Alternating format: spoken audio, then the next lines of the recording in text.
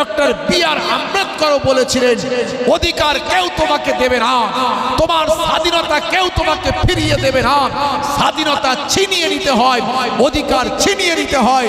হে মুসলমান, হে বাংলার মুসলমান, আজ তোমাকে চক্রান্তের শিকার হতে হচ্ছে, আজ তোমাকে বিভিন্ন রাষ্ট্রীয় ষড়যন্ত্রের শিকার হতে হচ্ছে, আজ তোমাকে বিভিন্ন এজেন্সির শিকার হতে হচ্ছে।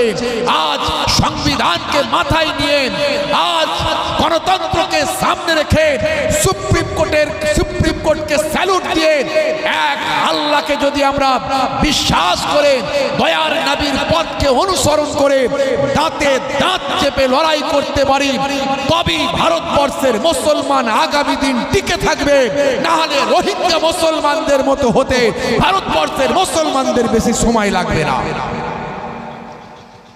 তাই আমাদের সচেতন হতে হবে, শিক্ষিত হতে হবে, পড়াশোনা করতে হবে, খোঁজ খবর রাখতে হবে, দয়ার নবীর আদর্শ ফলো করতে হবে, আল্লাহর সঙ্গে বান্দার যোগাযোগ নৈকট্য মহাব্বত হাসিল করতে হবে। এটাই একমাত্র রাস্তা। আজও যদি বিভাজন করি আমরা, আজও যদি আমরা পার্থক্য করি মুসলমানদের ইবাদত নিয়ে, আমল নিয়ে, নামাজ নিয়ে, পোশাক নিয়ে, টুপি নিয়ে, জুব্বা নিয়ে, দাড়ি নিয়ে, যদি আজও আমরা বিভাজন করি, আমরা অচিরি রোহিঙ্গা মুসলমানদের মতো আমাদের অবস্থা হবে। জালেমরা প্রকাশ্য আমাদের বিরোধিতা করে, জালেমরা প্রকাশ্য আমাদেরকে শেষ করার কথা বলে, জালেমরা প্রকাশ্য আমাদের বিরুদ্ধে চক্রান্ত করে। হে মুসলমান, আজও তুমি সিপিএম এর মুসলমান, তৃণমূলের মুসলমান, কংগ্রেসের মুসলমান, আইএসএফ এর মুসলমান, দেওবন্দি, তবলিগ, বেরেলি, আহলে হাদিস, লামাজ হাবিব, ফুরফুরা, এই পীরের মুরিদ, ওই পীরের মুরিদ বলে আজও তুমি বিভাজন করো, তোমার লজ্জা লাগে না?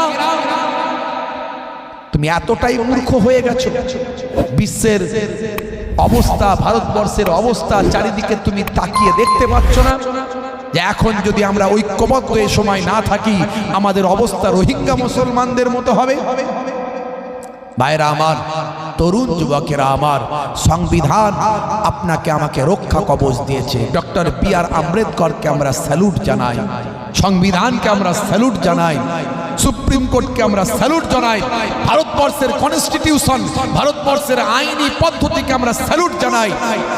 মনে রাখবেন, আমরা যদি ঐক্যবদ্ধ থাকি, আমরা যদি একতাবদ্ধ থাকি, আমরা যদি আল্লাহকে রাজি করতে পারি, দয়ার নবীর তরিকা সুন্নতকে ভালোবাসতে পারি, সংবিধানকে মাথায় নিয়ে এগিয়ে যেতে পারি, ইনশাআল্লাহ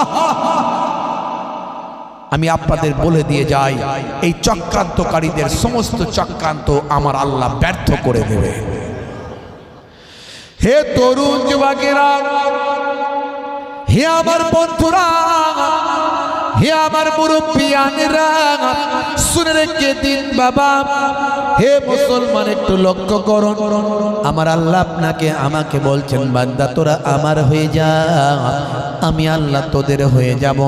মাল্লাহুল মাওলা ফালাহুল কুল, বান্দা যখন আল্লাহর হয়ে যায়, কুল মাখলুকাত আর গোলাম হয়ে যায়। মান কানা লিল্লাহি কানা আল্লাহু লাহু, যে বান্দা আল্লাহর হয়ে যায়, স্বয়ং আল্লাহ তার হয়ে যান। হে তরুণ যুবকেরা, হে আমার মুরব্বিয়ানেরা, আমার আপনার বিরুদ্ধে সর্বদা চক্রান্ত চলছে। আজকে আমি এখনই আমি যে এলাম, আমি কিন্তু সন্দেশখালী থেকে এলাম। আপনারা জানেন ইন্টারনেটে ভাইরাল হয়েছে সন্দেশখালী এলাকার প্রায় 9খানা বুথের সংখ্যালঘু মুসলমানদের অন্তত 5000 মানুষকে কম বেশি তাদের নামের একটা লিস্ট বের করা হয়েছে। তাদের নামের লিস্টটা প্রচার হয়েছে, ইন্টারনেটে ছড়িয়ে পড়েছে। সেই নামের লিস্টটা হে তরুণ যুবকেরা কম্পিউটার থেকে, ইন্টারনেট থেকে ডাউনলোড করছেন, যে নামের লিস্টে অন্তত 9খানা 9খানা ভাই আমার ওই সন্দেশখালী ব্লকের 18খানা বুথের 9খানা বুথের ভাই আমার সংখ্যালঘু মুসলমানদের বসবাস। সেই 9খানা বুথের প্রায় 5000 মুসলমানের নামের তালিকা বের করা হয়েছে। সেই তালিকার পাশে তাদের লেখা হয়েছে not Indian citizen. In not Indian citizen ভাই আমার অনেক জীবিত মানুষের নামের পাশে ডেথ মৃত বলে ঘোষণা করা হয়েছে। আমরা সেখানে গিয়ে আন্দোলন করতে গিয়েছিলাম। সেই মানুষগুলোর কাছে গিয়েছিলাম, সেখান থেকে এখন এসেছি। বুঝতে পারছেন কি চক্রান্ত চলছে? বুঝতে পারছেন তো? আজকে সন্দেশখালীর 9টা বুথে হয়েছে, কালকে আপনার বুথে হতে পারে। আপনি বেঁচে আছেন, আপনার নামের পাশে মৃত বলে লিখে দিচ্ছে ডেথ। এর ভিতরে চক্রান্ত আছে। কারা করলো? কারা করেছে? সোর্সের ভিতরে ভূত। আর আমি আপনি নিজেদের মধ্যে মারপিট দাঙ্গা হাঙ্গামা করছি। আল্লাহ ভুলে গেছি, নবী ভুলে গেছে। হে তরুণ যুবকেরা, হে আমার বন্ধুরা, হে আমার মুরব্বিয়ানেরা, শুনে রেখে দিন বাবা। আল্লাহ বলছেন বান্দারে তোরা ভয় পাবি না, চিন্তা করবি না। তোদের ভয় লাগলে আমি আল্লাহ তোদের ভয়টা দূর করে দেব। আর তোদের যদি ক্ষুধা লাগে আমি আল্লাহ খেতে দেব। ওরে বান্দা চিন্তা করিস না। ফালিয়াবুদু রাব্ব হাযাল বাইত আল্লাযী আত'আমাহুম মিন জুইন ওয়া আমানাহুম মিন খাউফ। এ তরুণ যুবকেরা, আল্লাহ বলছেন বান্দারে তোমাদের উচিত আমি আল্লাহ আমার ইবাদত করা, আমি আল্লাহ আমার হুকুমটা মানা, আমি আল্লাহ আমার নির্দেশনা পালন করা। এই কাবা ঘরের যিনি মালিক আমি আল্লাহ আমার ইবাদত করা তোমাদের উচিত।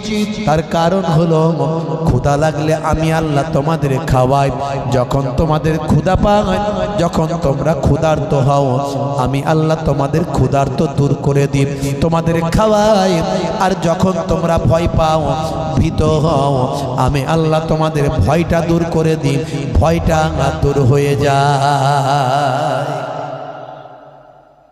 করোনার সময় ভয় ছিল না? ছিল না? জোরে বলেন।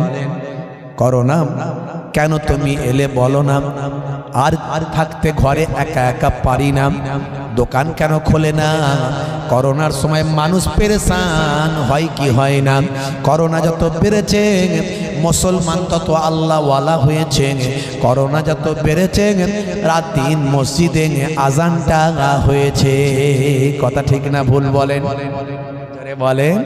করোনার সময় রাত্রে 12টার সময় আজান, 1টার সময় আজান, খালি আজানের আওয়াজ পাওয়া যাচ্ছে। যুবকরা গিয়ে আজান দিচ্ছে, হাইয়া আলাস সালাম।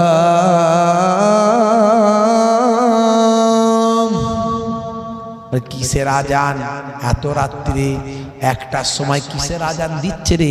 বলছে করোনা তাড়ানোর আজান। কথা ঠিক না ভুল বলেন?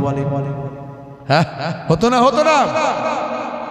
করোনা তোমাদের কি করবে বলো না? করোনার মালিক আল্লাহকে ডাকো না। করোনা যত বেড়েছে মুসলমান তত নামাজি হয়েছে, দোকানদানি সব বন্ধ হয়েছে, কাজ কারবার সব বন্ধ হয়েছে। মুসলমানের কাজ নাই, দোকানে যাওয়া নাই, বাজারে যাওয়া নাই, সব শুনশান হয়েছে।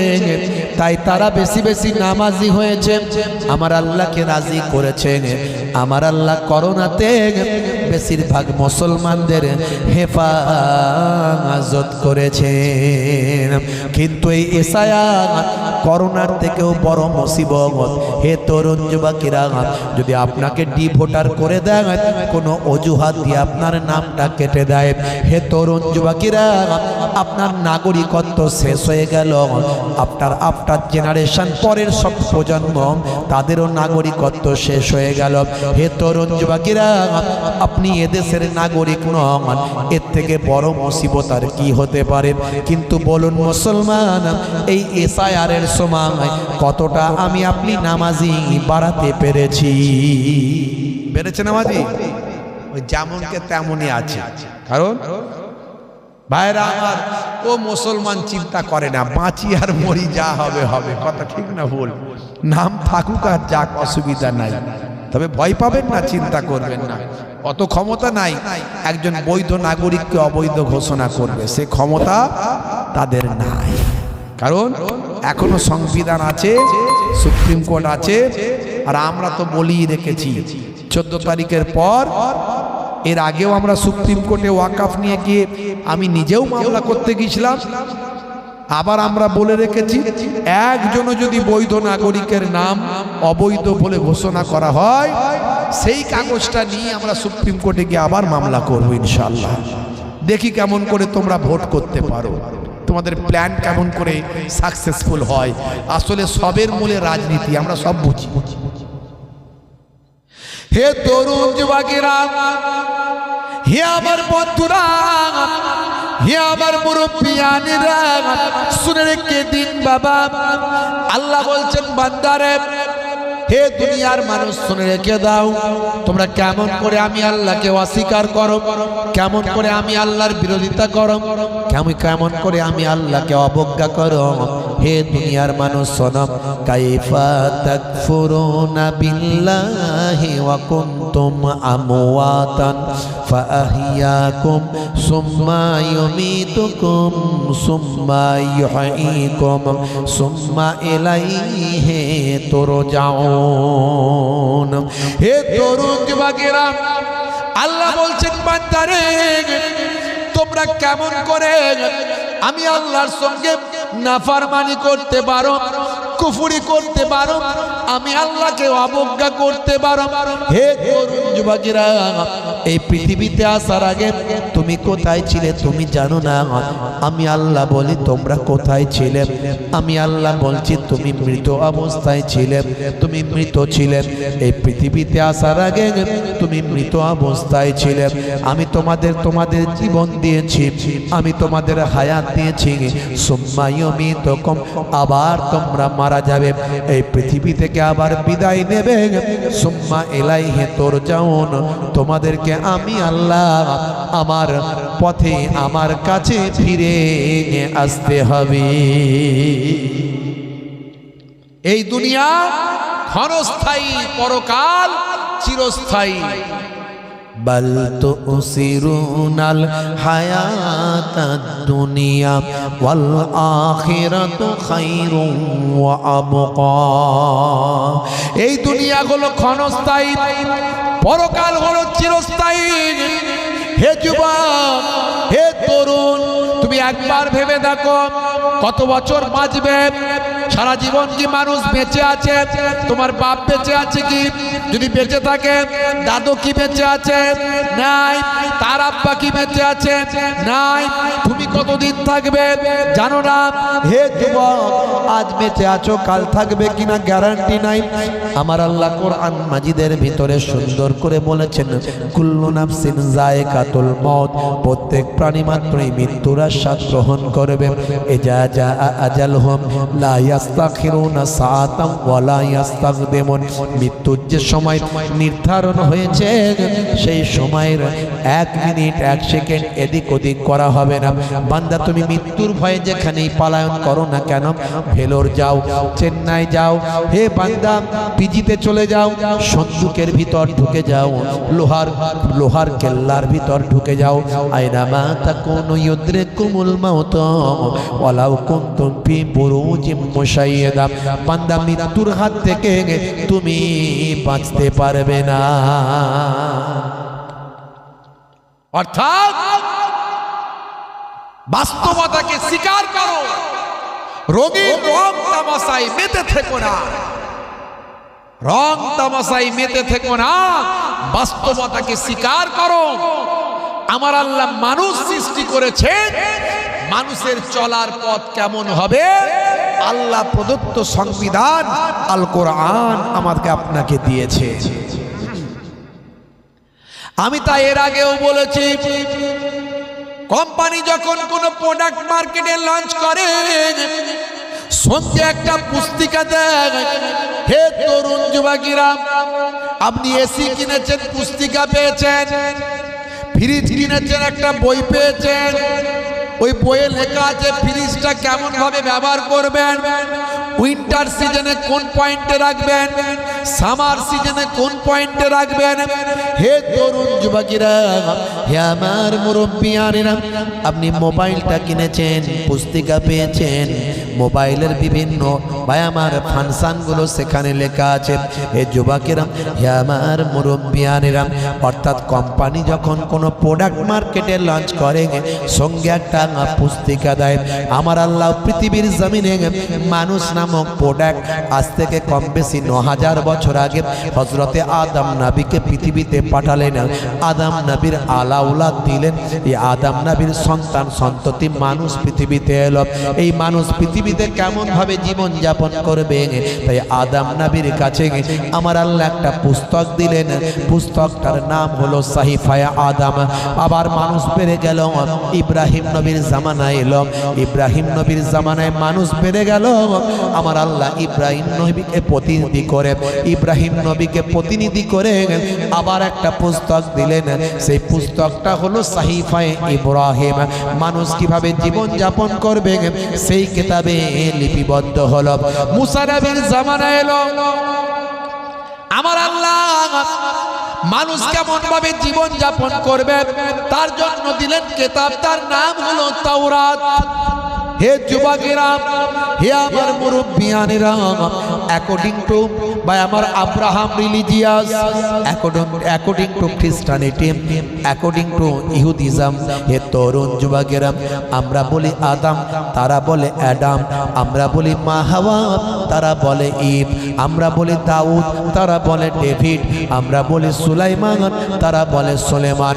আমরা বলি মুসা, তারা বলে যিশু। আমরা বলি ভাই আমার মারিয়াম, তারা বলে মেরি। আমরা বলি ঈসা, তারা বলে যিশু। হে তরুণ যুবকেরা, আমরা বলি মুসা, তারা বলে মোজেস। আমরা বলি মারিয়াম, তারা বলে মেরি। আমরা বলি ফেরাউন, তারা বলে ফারাও। ব্যক্তিগুলো কিন্তু এক, ভাই আমার নামগুলো পাল্টেছে স্থানকাল পাত্র বিশেষে। ভাইরা আমার তরুণ যুবকেরা, 1450 বছর আগের কথাগুলো হাজার হাজার বছর আগের কথা আমার সঙ্গে মিলে যায়।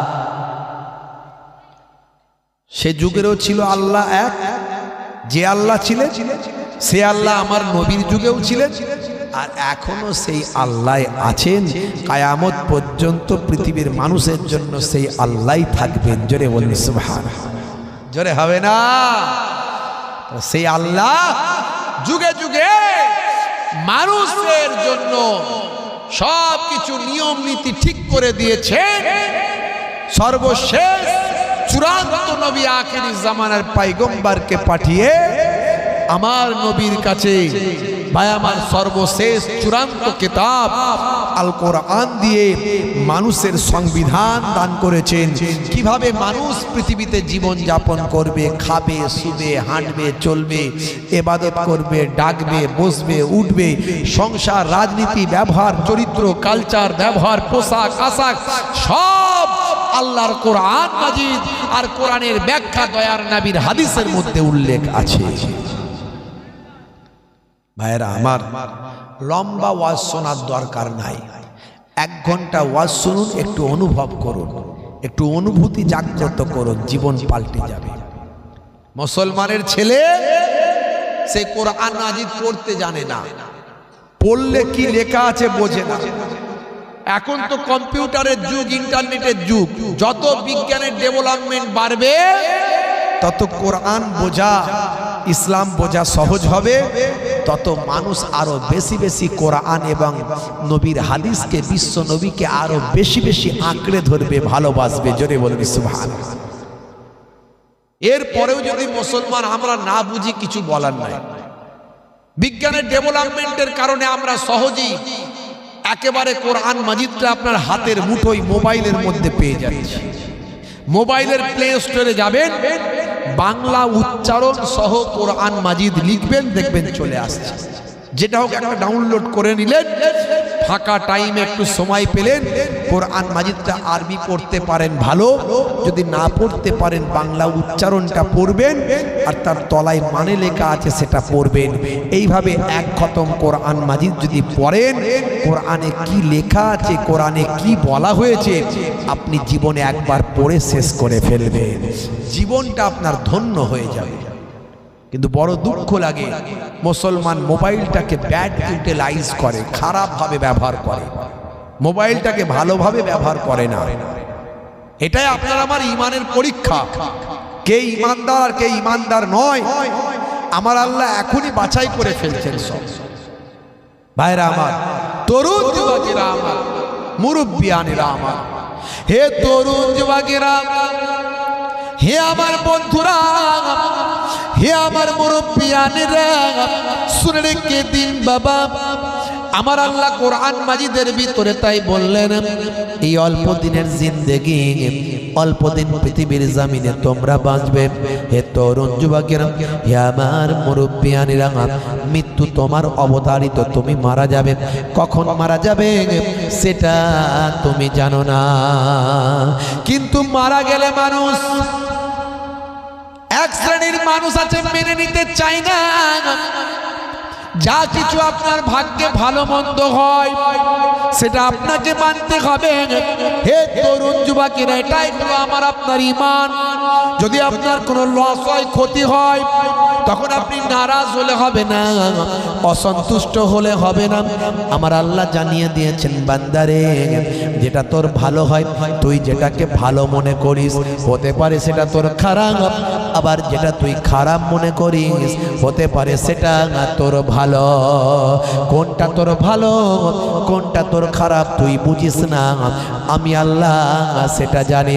হে তরুণ যুবকেরা, হে আমার মুরব্বিয়ানেরা, আমরা মনে করি এটা আমার ক্ষতি হয়েছে, এটা খারাপ, এটা আমার লস হয়ে গেছে, এটা খারাপ। কিন্তু আল্লাহ বলছেন, বান্দা, তোমার ভাগ্যে ভালো মন্দ যা কিছু হয় সেটা তুমি মেনে নাও। ওয়াল কদরি খাইরিহি ওয়া শাররিহি মিনাল্লাহি তাআলা, ভাগ্যে ভালো মন্দ যা কিছু হয় সবই আল্লাহর কাছ থেকে হয়, এটা তোমাকে বিশ্বাস করতে হবে। বাপ মারা গেছে, মা মারা গেছে, সন্তান মারা গেছে, নিশ্চয় তোমার শোক থাকবে, দুঃখ থাকবে, কষ্ট থাকবে, কিন্তু তার মানে তুমি সেটাকে নিয়ে বাড়াবাড়ি করতে পারো না, সেটাকে নিয়ে তুমি নাশাবাড়ি করতে পারো না, সেটাকে নিয়ে তুমি ভুল সিদ্ধান্ত নিতে পারো না।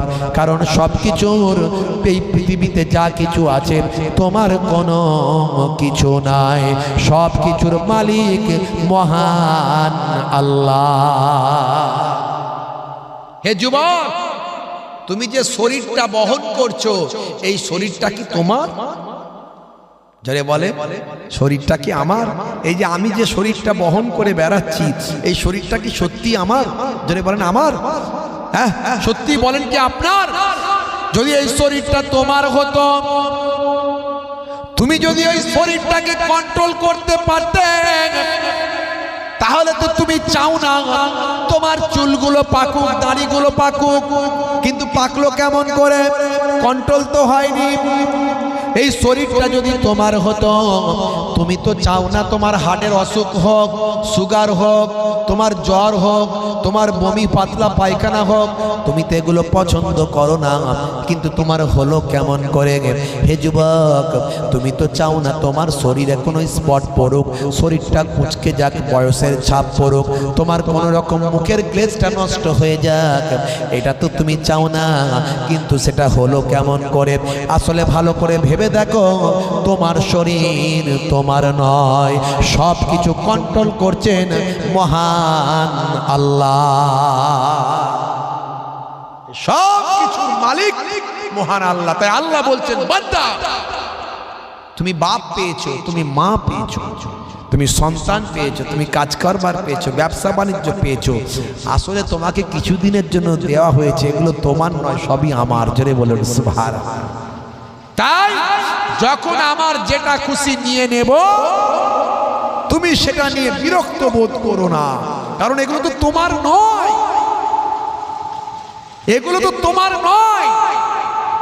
কেউ মারা গেলে অনেক ক্ষেত্রে দেখা যায় আমার মায়েরা বেশি কান্নাকাটি করেন, নিশ্চয় চোখ দিয়ে পানি ঝরবে, দুঃখ প্রকাশ করবেন, কিন্তু ইসলামের নির্দেশের বাইরে যাওয়া যাবে না। অনেকে কপাল ঠোকে, বুক চাবড়ায়, মাটিতে ধুলোতে গড়াগড়ি করে, এগুলো অইসলামিক কাজ, ইসলাম নিষেধ করেছে।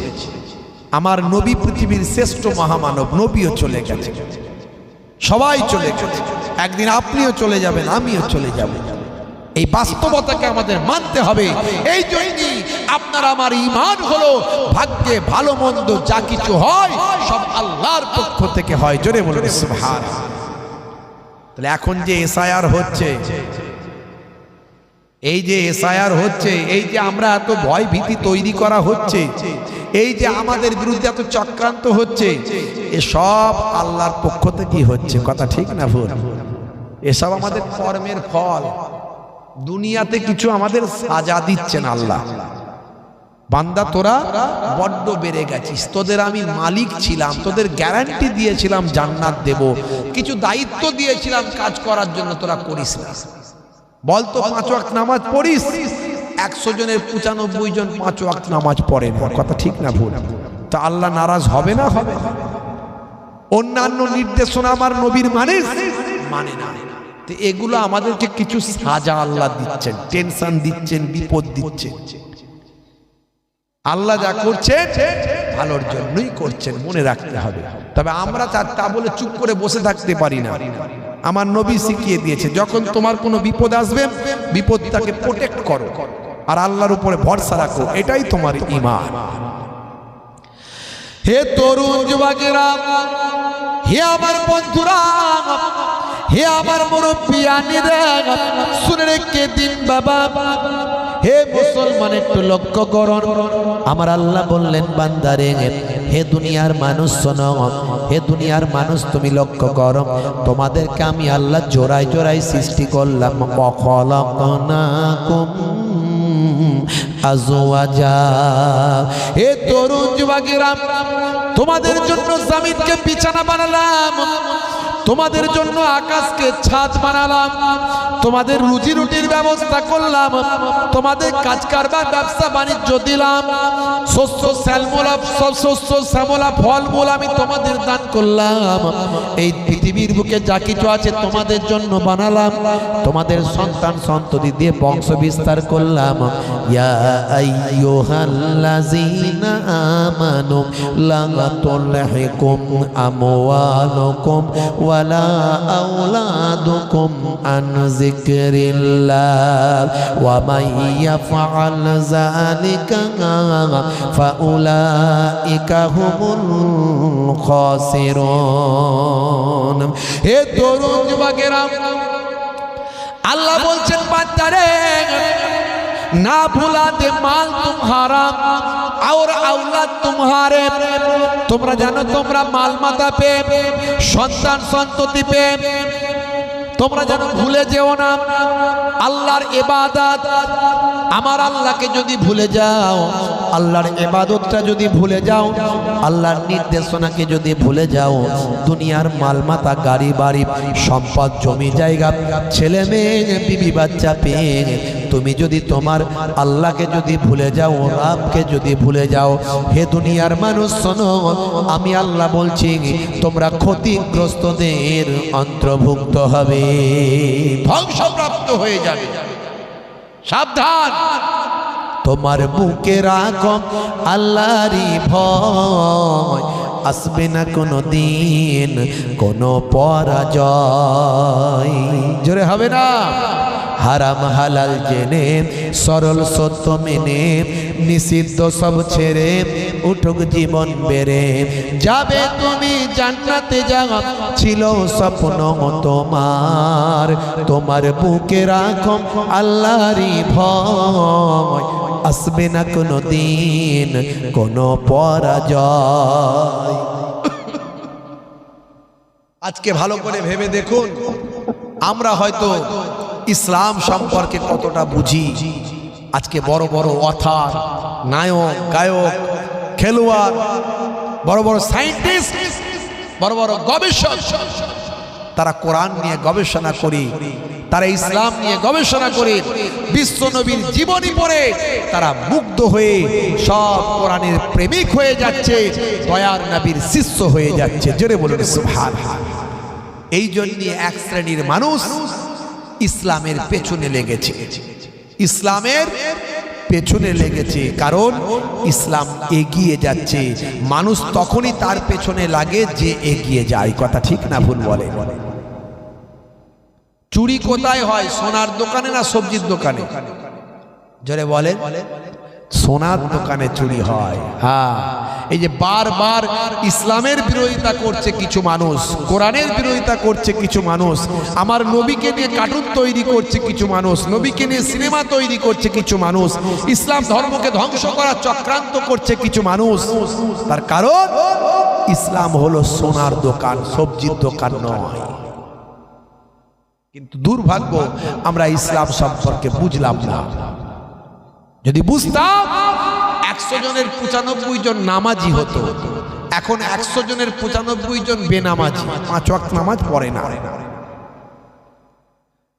হে তরুণ যুবকেরা, হে আমার বন্ধুরা, হে আমার মুরব্বিয়ানিরা, আমার আল্লাহ আমার আপনার নবীর খাতিরে আমাদের কতটা ইজ্জত দিয়েছেন, কত সম্মান দিয়েছেন, আমরা যদি জানতাম অবাক হতাম। হে তরুণ যুবকেরা, মুসা নবীকে আমার আল্লাহ, মুসা নবীকে তার উম্মতরা বলেছিল, ও আমাদের নবী, ও আমাদের মুসা কালিমুল্লাহ, আপনার কাছ থেকে শুনেছি আখিরি জামানায় একজন পয়গম্বর আসবে, আমরা আপনার কাছ থেকে শুনেছি। হে তরুণ যুবকেরা, হে আমার মুরব্বিয়ানিরা, মুসা নবীকে বলে তার উম্মতেরা, আমরা তাওরাত পড়েছি, তাওরাত থেকে আমরা শুনেছি। হে তরুণ যুবকেরা, তাওরাতের ভিতরে বারবার আমরা একজন নবীর নাম পেয়েছি, সেই নবী আর অন্য কোন নবী নয়, তিনি হলেন আখিরি জামানার পয়গম্বর, জগতের শেষ নবী জনাবে মুহাম্মদুর রাসূলুল্লাহ সাল্লাল্লাহু আলাইহি ওয়াসাল্লাম। সে আখিরি জামানার পয়গম্বর, আমরা তার ইজ্জত সম্পর্কে জেনেছি, তার সম্পর্কে আপনার কাছ থেকে শুনেছি। শুধু তাই নয়, আপনি বলেছেন সেই নবীর উম্মতের অনেক মর্যাদা, সেই নবীর উম্মতের অনেক সম্মান। আচ্ছা হুজুর, একটা কথা জানতে চাই, সেই নবীর উম্মত কত বছর করে বাঁচবেন, কত বছর তাদের হায়াত হবে, কতদিন দুনিয়াদারি করবেন? মুসা নবী বললেন, শোনো, সেই নবীর উম্মতের দুনিয়াদারির বয়সটা অনেক কম, 50, 60, 70 বছর। আমরা তো 200, 300, 400, 500 বছর করে বাঁচি, আর উম্মতে মুহাম্মাদি 50, 60, 70 বছর বাঁচবে হুজুর? বলে হ্যাঁ। তাহলে নিশ্চয় এই অল্প বয়সে তাদের বিয়ে শাদী হবে না। তাহলে হুজুর, তাহলে তাদের বিয়ে শাদী হবে না তো? বলে না, বিয়ে শাদী হবে। তাহলে হুজুর তাদের বাচ্চা কাচ্চা নিশ্চয় হবে না? বলে হ্যাঁ, সেটাও হবে। হুজুর বিয়ে শাদী, বাচ্চা কাচ্চা এসব মানুষ টানুষ করতে করতে তো 50, 60, 70 বছর পার হয়ে যাবে। তাহলে নিশ্চয় এই ইবাদত বন্দেগী তাদের কিছু করা হবে না। মুসা নবী বললেন, শোনো হে আমার উম্মতেরা, জেনে রেখে দাও, সে আখিরি জামানার পয়গম্বরকে আমার আল্লাহ এতটা ভালোবাসেন, আমার আল্লাহ আখিরি জামানার পয়গম্বরের ওসিলায় তার উম্মতকেও এতটা ভালোবাসেন। সেই আখিরি জামানার পয়গম্বরের উম্মতের জন্য আমার আল্লাহ কয়েকটা স্পেশাল নাইট দান করেছে, কয়েকটা স্পেশাল রাত্রি দিয়েছে, যেগুলো বোনাস নাইট, স্পেশাল নাইট। ওই স্পেশাল নাইট গুলো ওই মহামূল্যবান কিছু রাত্রি উম্মতে মুহাম্মাদির জন্য আল্লাহ দিয়েছেন। হে উম্মতে মুহাম্মাদি, ভালো করে চিন্তা করুন, আমরা কোন নবীর উম্মত? যে নবীর উম্মতকে নিয়ে মুসা নবীর উম্মত আলোচনা করেছেন মুসা নবীর সঙ্গে। মুসা নবী বলেছেন, শোনো, সেই আখিরি জামানার পয়গম্বরের জন্য, তার উম্মতদের জন্য আমার আল্লাহ তারা অল্প বয়স জীবন যাপন করবেন, তাদের ইবাদত বাড়িয়ে দেওয়ার জন্য কয়েকটা স্পেশাল রাত্রি দান করেছেন। ওই কয়েকটা স্পেশাল রাত্রির ইবাদত তোমার আমার উম্মতের যত আমার উম্মতেরা যত ইবাদত করেছে দীর্ঘ এতগুলো বছর ধরে 400 300 500 বছর ইবাদত করেছে, আখিরি জামানার উম্মতের ওই কয়েকটা উম্মতে ওই কয়েকটা রাত্রি আখিরি জামানার পয়গম্বরের উম্মতের ওই কয়েকটা নাইটকে আমার আল্লাহ এত মর্যাদা সম্পন্ন করেছেন, আমার উম্মতের ইবাদতের থেকে তাদের ইবাদত আরো বেশি হয়ে যাবে। জোরে হবে না? আরে জোরে হবে না? শবে কদরের রাত আছে না নাই? জোরে বলেন। হ্যাঁ, আমাদের কোরআন মাজিদে আপনি পড়েছেন লাইলাতুল কদরের রাত্রি সম্পর্কে, সূরা কদর। হে তরুণ যুবকেরা, হে আমার বন্ধুরা, একেবারে কোরআন মাজিদটা লাইলাতুল কদরের রাত্রিতে আমার আল্লাহ নাজিল করেছিলেন। লাইলাতুল কদর সম্পর্কে আমার আল্লাহ কোরআন মাজিদের ভিতরে বললেন, হে দুনিয়ার মানুষ শুনে রেখে দাও, ইন্না আনজালনাহু ফি লাইলাতিল কদর ওয়া মা আদরাকা মা লাইলাতুল কদর লাইলাতুল কদর খায়রুম মিন আলফি শাহর। হে তরুণ যুবকেরা, আমার আল্লাহ বলছেন, নিশ্চয় আমি আল্লাহ কোরআন মাজিদকে লাইলাতুল কদরের রাত্রিতে অবতীর্ণ করেছি। লাইলাতুল কদর কি আপনি জানেন? লাইলাতুল কদর সম্পর্কে কি আপনার জানা আছে? হে নবী শুনে রেখে দেন, লাইলাতুল কদরটা হলো ওই রজনী, ওই রাত্রি, যে রাত্রিটা হাজার মাস অপেক্ষা ওই রাত্রির মর্যাদা অনেক বেশি। হাজার মাস অপেক্ষা, হাজার মাস থেকেও বেশি ওই এক রাত ইবাদত করলে হাজার মাসের থেকেও ইবাদতের বেশি সম্মান। জোরে হবে না?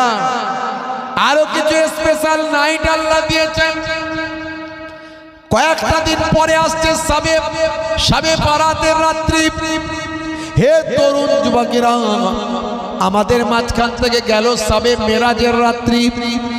আমাদের মাঝখানে প্রত্যেক বছরে আসে ভাই আমার, হে তরুণ যুবকেরা, হে আমার মুরব্বিয়ানেরা, আশুরার রাত্রি, মুহররম মাসের 10 তারিখের রাত। আমাদের মাঝখানে আসে ঈদুল ফিতরের রাত, আমাদের মাঝখানে আসে ঈদুল জোহার রাত। হে তরুণ যুবকেরা, এই রাতগুলো আমার আল্লাহর দরবারে ইবাদতের রাত। উম্মতে মুহাম্মাদির জন্য স্পেশাল নাইট।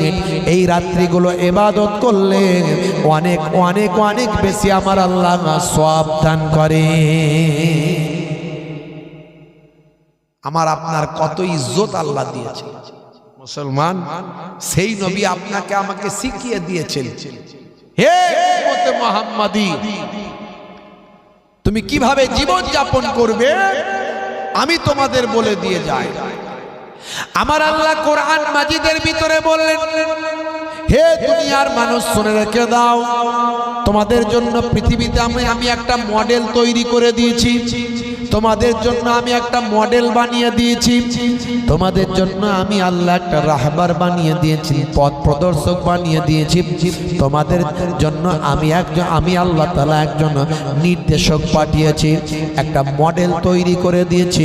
তিনি আর অন্য কেউ নয়, লাকাদ কানা লাকুম ফি রাসূলিল্লাহি উসওয়াতুন হাসানা। হে তরুণ যুবকেরা, তোমাদের জন্য তোমাদের নবীর মধ্যে আছে উত্তম আদর্শ। তোমরা তোমাদের নবীকে নিয়ে আলোচনা করো, নবীর জীবন জিন্দেগি নিয়ে আলোচনা করো, নবী পাককে নিয়ে পড়াশোনা করো, নবী পাককে নিয়ে স্টাডি করো। কারণ পৃথিবীতে যত আলোচনা আছে, পৃথিবীতে যত কথা আছে, হে দুনিয়ার মানুষ শুনে রেখে দাও, আমি আল্লাহ বলছি ওয়ারাফা'না লাকা যিকরাক। তো আমার নবীর আলোচনা হলো সর্বশ্রেষ্ঠ উত্তম আলোচনা। নবীর আলোচনা হলো পৃথিবীর শ্রেষ্ঠ আলোচনা। সেই নবীর আলোচনা যে করেছে, যে গ্রহণ করেছে, সে মহান হয়ে গেছে। কেসিয়াস কেলে, ভাই আমার মোহাম্মদ আলী কেলে হয়ে গেছে। Hanuman Michael Jackson, mister Richmond, Ibrahim Richmond হয়ে গেছে। ভাইরা আমার, তরুণ যুবকেরা আমার, হে আমার মুরব্বিয়ানেরা, মিস্টার ব্রেইন থেকে Hanuman Michael Jackson, Gary Miller থেকে ভাইরা আমার জেনিফার, মিস্টার ডিউ ডেভিস থেকে লরেন্স ব্রাউন, হে তরুণ যুবকেরা হাসিম আমলা থেকে জুনায়েদ জামশেদ, মঈন আলী খান থেকে সাদিয়া মানে, পৃথিবীর বড় বড় সেলিব্রিটিরা সেই নবীর অনুসরণ করেছেন, বিশ্ব নবীর শিষ্য হয়েছেন, পৃথিবীর সেরা মানুষ হয়ে গিয়েছে। তারা কোরআন মাজিদ পড়ে অবাক হয়েছে, তারা নবীর জীবনী পড়ে অবাক হয়েছে। 1450 বছর আগের কথাগুলো আজকের যুগেও প্রাসঙ্গিক, বিজ্ঞান আর বাস্তবতায় প্রমাণিত হয়েছে। 1450 বছর আগের কথা আজকের যুগে মিলে যায়, আপনি অবাক। হে শিক্ষিত যুবকেরা, একটু ভাবুন তো দেখি, 1450 বছর আগে তো কোনো প্যাথোলজি ছিল না, কোনো স্টেথোস্কোপ, ব্যারোমিটার, থার্মোমিটার ছিল না, কোনো মাইক্রোস্কোপ ছিল না, কোনো অনুবীক্ষণ যন্ত্র ছিল না, নাসা ছিল না, ইসরো ছিল না। হে শিক্ষিত যুবকেরা, আপনি ভাবুন তো দেখি, 1450 বছর আগে কোরআন মাজিদে বিগ ব্যাং থিওরি এলো কোথা থেকে? যারা শিক্ষিত যুবক আছেন তারা জানেন, যারা কম্পিউটার নিয়ে নাড়াঘাটা করেন, যারা সায়েন্স নিয়ে নাড়াঘাটা করেন, পড়াশোনা করেন, তারা জানেন বিগ ব্যাং থিওরি হলো বিশ্ব ব্রহ্মাণ্ড রহস্যের তৈরি রহস্য। বিশ্ব ব্রহ্মাণ্ড তৈরির রহস্য, এই বিগ ব্যাং থিওরি আবিষ্কার হয়েছে কবে? 1931 সালে। যিনি প্রথম আবিষ্কার করেছেন তার নাম হলো পৃথিবী বিখ্যাত জ্যোতির্বিদ মিস্টার জর্জ লেমিন্ট্রে। আপনি ইন্টারনেট সার্চ করুন, পাবেন। অথচ মিস্টার জর্জ লেমিন্ট্রে যখন বিগ ব্যাং থিওরি আবিষ্কার করলেন 1931 সালে, ভাইয়েরা আমার, তখন তিনি আবিষ্কার করার পরই কোরআনের বিশেষজ্ঞরা বলেন, বাপ রে বাপ, এ তো মাত্র আজ থেকে 94 বছর আগে, আজ থেকে ভাই আমার 94 বছর আগে এই বিগ ব্যাং থিওরি আবিষ্কার হলো। অথচ 1450 বছর আগে আল্লাহর কোরআনে বিগ ব্যাং থিওরি পাওয়া যায়। যদি বলেন হুজুর এসব বানানো কথা বাদ দেন, এসব হুজুরদের কথা কোথায় কোরআনে আছে একটু খুলে দেখান।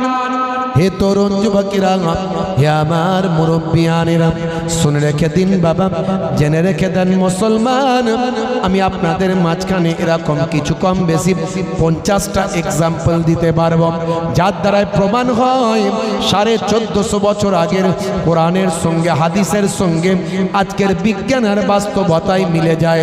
পৃথিবীর মানুষ অবাক হয়ে যায়। এরই জন্য শিক্ষিত মানুষের আজকে কোরআনের প্রেমিক হয়ে যায়, পৃথিবীর মানুষ অবাক হয়ে যায়। হে তরুণ যুবকেরা, হে আমার বন্ধুরা, মিস্টার জর্জ লেমিন্ট্রে 1931 সালে বিগ ব্যাং থিওরি আবিষ্কার করে তিনি বললেন, আকাশ এবং জমিন মিলিত অবস্থায় ছিল, একত্রিত অবস্থায় ছিল, একসঙ্গে মিলে ছিল, তাদের উপর একটা বিস্ফোরণ হলো, এই বিস্ফোরণের মাধ্যমে আকাশ আর জমিন পৃথক হলো, এইভাবেই বিশ্ব ব্রহ্মাণ্ড অটোমেটিক তৈরি হলো। এই আবিষ্কার করার পরে কোরআনের গবেষকরা বলে এটা অটোমেটিক নয়, 1450 বছর আগে এই কথাটা কোরআনে লেখা আছে, আমার আল্লাহ বিশ্ব ব্রহ্মাণ্ড এইভাবেই তৈরি করল। বলে হতে পারে নাকি? কোথায় কোরআনে লেখা আছে? একবার দেখা। কোরআনের গবেষকরা খুঁজে বলল, দেখো সারা পৃথিবীর মানুষ একই কোরআন পড়ে, ব্যক্তিগত কারো লেখা নয়, সারা পৃথিবীর মানুষের বাড়িতে বাড়িতে একই কোরআন। সেই কোরআন মাজিদের একটা সূরা আছে, সূরাটার নাম হলো সূরা আম্বিয়া। এই সূরা আম্বিয়ায় গিয়ে 30 নাম্বার আয়াতে যদি আপনি যান, সেখানে আপনি পাবেন মহান আল্লাহ বলছেন, আওয়ালাম ইয়ারাল্লাযিনা কাফারু আন্নাস সামাওয়াতি ওয়াল আরদা কানাতা রাতকান ফাফাতাকনাহুমা। আমার আল্লাহ বলছেন, আওয়ালাম ইয়ারাল্লাযিনা কাফারু, অবিশ্বাসীরা কি লক্ষ্য করে না? অবিশ্বাসীরা কি লক্ষ্য করে না? আন্নাস সামাওয়াত, নিশ্চয় আকাশ, ওয়াল আরদ এবং জমিন, কানাতা রাতকান। আমার আল্লাহ বলছেন আকাশ এবং জমিন মিলিত অবস্থায় ছিল। অনুবাদ করুন, মানে পড়ুন, অবাক হয়ে যাবেন। এই জন্য বলছি, হে যুবক, কোরআন মাজিদের একটা অ্যাপ ডাউনলোড করো, মোবাইলে রেখে দাও।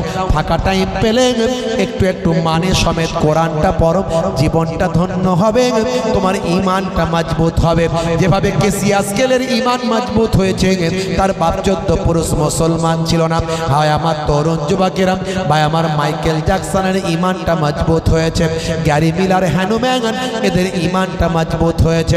হে তরুণ যুবকেরা, হে আমার বন্ধুরা, আমার আল্লাহ বলছেন, অবিশ্বাসীরা কি লক্ষ্য করে না? নিশ্চয় আকাশ এবং জমিন কানাতা রাতকান, মিলিত অবস্থায় ছিল। আমি আল্লাহ তাআলা ফাফাতাকনাহুমা, তাদেরকে পৃথক করে দিয়েছি।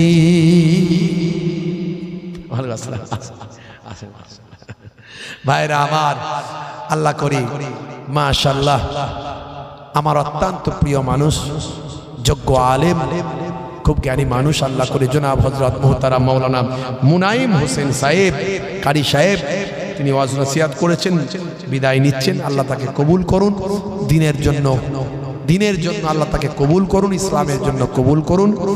তারা সব দিনের খাদেম, আল্লাহ করে অনেক পরিশ্রম করেন, আলহামদুলিল্লাহ। ভাইরা আমার, এই রকম উদাহরণ আমি অনেক আপনাদের কাছে দিতে পারি, আমার হৃদয়ে আছে। আমি এই উদাহরণগুলো কেন দিই?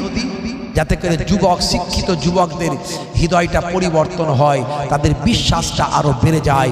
কোরআন সত্য, নবী সত্য, আল্লাহ সত্য, যেটা পৃথিবীর মানুষ কোনোদিন জানতো না।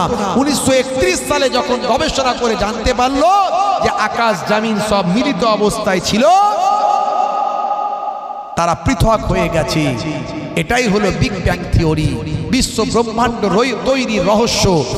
তারা পড়ার পরে জানতে পারলো 1450 বছর আগে কথাটা কোরআনে আছে। এই কোরআনে জানলো কি করে? তখনকারের মানুষ তো যাযাবর ছিল, তখনকারের মানুষ তো বেদুইন ছিল, আরবের মরু প্রান্তরে মানুষ তো এসব তথ্য পাবে কি করে? এর দ্বারাই প্রমাণ হয় আমার আল্লাহ তখনও ছিলেন, আজও আছে। আমার আল্লাহর বাণী কোরআন, বিশ্ব ব্রহ্মাণ্ড শব্দ তিনি তৈরি করেছেন, তাই তার বাণীতে আমার আল্লাহ 1450 বছর আগে মহান নবীকে জানিয়ে দিয়েছে। জোরে হবে না, জোরে হবে না। এইরকম উদাহরণগুলো যদি আপনি শোনেন, আপনার ঈমান তাজা হবে। এরপরেও যদি ঈমান তাজা না হয়, মুসলমান যদি নবীর ভক্ত না থেকে শাহরুখ খানের ভক্ত থাকে, আমার আর কিছু বলার নাই। কথা ঠিক না? এরপরেও মুসলমানের ছেলে শাহরুখ খানের ভক্ত, শাহরুখ খানের ফ্যান আছে না নাই? মাথার এদিকটা চেঁচে ফাঁকা, ওদিকটা ফাঁকা, সামনের চুলগুলো নিয়ে পেছনে করেছে ঢাকা, তাতে বানিয়েছে খোপা, আবার তাতে কালারিং করেছে কাকাতুয়ার মাথায় ছুটি, খ্যাক্সিয়ালি পালাই ছুটি, গরু বাছুর টাঙ্গি আছে, আর ঘুঘু পাখি ডাকছে গাছে, আছে না নাই? লাল লাল জুতো পায়ে, চোখে কালো চশমা, দুই চোখ মেলে খোঁজে বেদের মেয়ে জোসনা, গায়ে হাতে ট্যাটু আঁকা, হেঁটে চলে আঁকা বাঁকা, কাছে গেলে দেখা যায় সুস্থ ছেলে না, তিরঙ্গার দুর্গন্ধে টেকা যায় না, তিরঙ্গার দুর্গন্ধে টেকা যায় না। ভালো চলছে ধান্দা, খাচ্ছে রজনীগন্ধা, আছে না নাই, কারবারে অশান্তি চালাচ্ছে শান্তি, মন করবে কমল, খাচ্ছে ওরা বিমল, যেখানটা বসবে সেখানটা চষে দিয়ে বেরিয়ে যাবে, পুচ পুচ, বসবে আর খাবে পুচ পুচ, আছে না নাই, পচিয়ে দিয়ে বেরিয়ে যাবে, 12 বছর আর ঘাস জন্মাবে না, জিভ ঠোঁট দাঁত সব এক, চেনা যায় না, মুখের সামনে এলে আসলে আমার তো সব কিছু চলে না, তাই আমার এত কষ্ট হয়, এই তিরঙ্গা গুটকার গন্ধ আর বিড়ি সিগারেটের গন্ধ মনে হয় বমি হয়ে যাবে। মাঝে মাঝে আমি চিন্তা করি, আমার যদি এত গন্ধ লাগে এদের বউগুলো কেমন করে টেকে, বুঝতে পারছেন? আবার জানি আমরাই তো বলি স্বামীর পায়ের তলায় স্ত্রীর জান্নাত, তাই আমাদের ঘরের মায়েরা যত কষ্টই হোক স্বামীর মনে দুঃখ দেয় না, এটা আমাদের জন্য প্লাস পয়েন্ট যে আমাদের ঘরের মায়েরা অনেক ভালো, অনেক আমাদের ঘরের মায়েদের মধ্যে অশান্তি কম, যতই কষ্ট হোক তারপরেও সহ্য সবর করে মানিয়ে নিয়ে চলে, কারণ অশান্তি করলে আমার ঘরের মায়েরা জানে যে বাবা স্বামী যদি নারাজ হয় জান্নাত হবে না। তাই মাঝে মাঝে অনেক মায়েরা আবার চিন্তা করে, হুজুররা বলে স্বামীর পায়ের তলায় জান্নাত, ওয়াজ শুনে গিয়ে আর স্বামী ঘরে ঘুমাচ্ছে, পায়ের তলাটা ভালো করে মানে চেক করে দেখছে জান্নাতটা গেল কোথা, আসলে ওই জান্নাত নয়, জান্নাত হলো আল্লাহ জান্নাত দেবেন স্বামী যদি খুশি হয়। আমরা এই হাদিসটা জানি, কিন্তু এই হাদিসটা আমরা কিন্তু অনেকেই বলি না বা জানি না। একদিকে যেমন স্বামীর মর্যাদা এখানে অনেক বাড়ানো হয়েছে, তেমন অন্যদিকে ভাই আমার ভালো করে লক্ষ্য করলে দেখবেন ইসলামে বলা হয়েছে, হে স্বামীরা তোমরাও শুনে রাখো, স্ত্রী যদি নারাজ থাকে, স্ত্রী যদি দুঃখ পায়, কাল কিয়ামতের দিনে স্ত্রীর সার্টিফিকেট ছাড়া কোনো স্বামী আবার জান্নাতে যেতে পারবে না। দেখেছেন? হ্যাঁ, অত সহজ নয়। ইসলাম বুঝলে বুঝ পাতা, না বুঝলে তেজ পাতা। ইসলামে কাউকে ছোট করা হয়নি। যেমন স্বামীর মর্যাদা এখানে বাড়ানো হয়েছে, তেমন অপরদিকে স্ত্রীর মর্যাদাও বাড়ানো হলো। কোন স্বামী স্ত্রীর ক্লিন চিট না পেলে, স্ত্রীর সার্টিফিকেট না পেলে যে হ্যাঁ আমার স্বামী ভালো ছিল, এটা স্ত্রীকে কিয়ামতে আল্লাহর দরবারে বলতে হবে। যদি আপনার বউ আপনাকে বলে দেয় তবে আপনি জান্নাতে ঢুকবেন, সব কিছু রেডি থাকার পরেও জান্নাতের দরজা বন্ধ থাকবে। বুঝতে পারছেন স্ত্রীর কত দাম, স্ত্রীকে রাজি করে চলা কতটা গুরুত্বপূর্ণ ব্যাপার। আবার স্ত্রীকে রাজি করতে গিয়ে যদি বাম্মাকে নারাজ করেন সেটাও চলবে না। নবী বলেছেন, হুমা জান্নাতুকা ওয়া নারুকা, তোমাদের বাম্মাই জান্নাত, তোমাদের বাম্মাই জাহান্নাম। বাম্মা যদি রাজি না হয় কোনোদিন সন্তান জান্নাত পাবে না। একবার বাম্মায়ের চেহারার দিকে সন্তান যদি তাকায়, একটা করে কবুল নফল হজের সওয়াব পেয়ে যায়। সাহাবী বললেন, ইয়া রাসূলুল্লাহ, হাবিবাল্লাহ, যদি কোনো সন্তান বাম্মায়ের চেহারার দিকে 100 বার তাকায়, আল্লাহর নবী বললেন, শোনো সাহাবী, আমার আল্লাহর দরবারে কোনো নেকির কমি নাই। ওই বাম্মায়ের চেহারার দিকে যদি 100 বার তাকায়, আমার আল্লাহ ওই বান্দা বান্দির ওই সন্তান সন্ততির নামাজের খাতায় 100 খানা কবুল করা নফল হজের সওয়াব দেয়। দেখেছেন বাম্মায়ের মর্যাদা? আজকে মুসলমানের ছেলে পীরের জন্য যাচ্ছে বড় ফ্রুটি, বাপকে খাওয়াচ্ছে পোড়া রুটি, আছে না নাই? নেতার জন্য যাচ্ছে বড় ফ্রুটি, আর মাকে খাওয়াচ্ছে পোড়া রুটি, আছে না নাই? হে মুসলমান, শুনে রাখুন, কানটা খুলে, বাপের ওজন হয়েছে 45 কেজি, ছেলের ওজন 65 কেজি, মায়ের ওজন হয়েছে 35 কেজি, ছেলের ওজন হয়েছে 75 কেজি। বুড়ো বাপ বুড়ি মাকে ভালো লাগে না, বাপকে বলে ওই বাপ জায়গাটা লিখে দিবি তো দে, না হলে চললাম। মাকে বলে খেতে দিবি তো দে, না হলে চললাম। হে তরুণ যুবকেরা, বাপ মা যদি নারাজ থাকে জান্নাত পাবে না, আর বাপ মা যদি না রাজি হয়ে যায় আমার আল্লাহ আপনার জন্য জান্নাত দান করে দেয়। হে তরুণ যুবকেরা, আমার আপনার জন্য এগুলো সব স্পেশাল ফ্যাসিলিটি আমার আল্লাহ দান করেছেন। শাবান মাসের 14 তারিখের রাত, যেটা শবে বারাতের রাত, আর মাত্র কয়েকটা দিন পরে।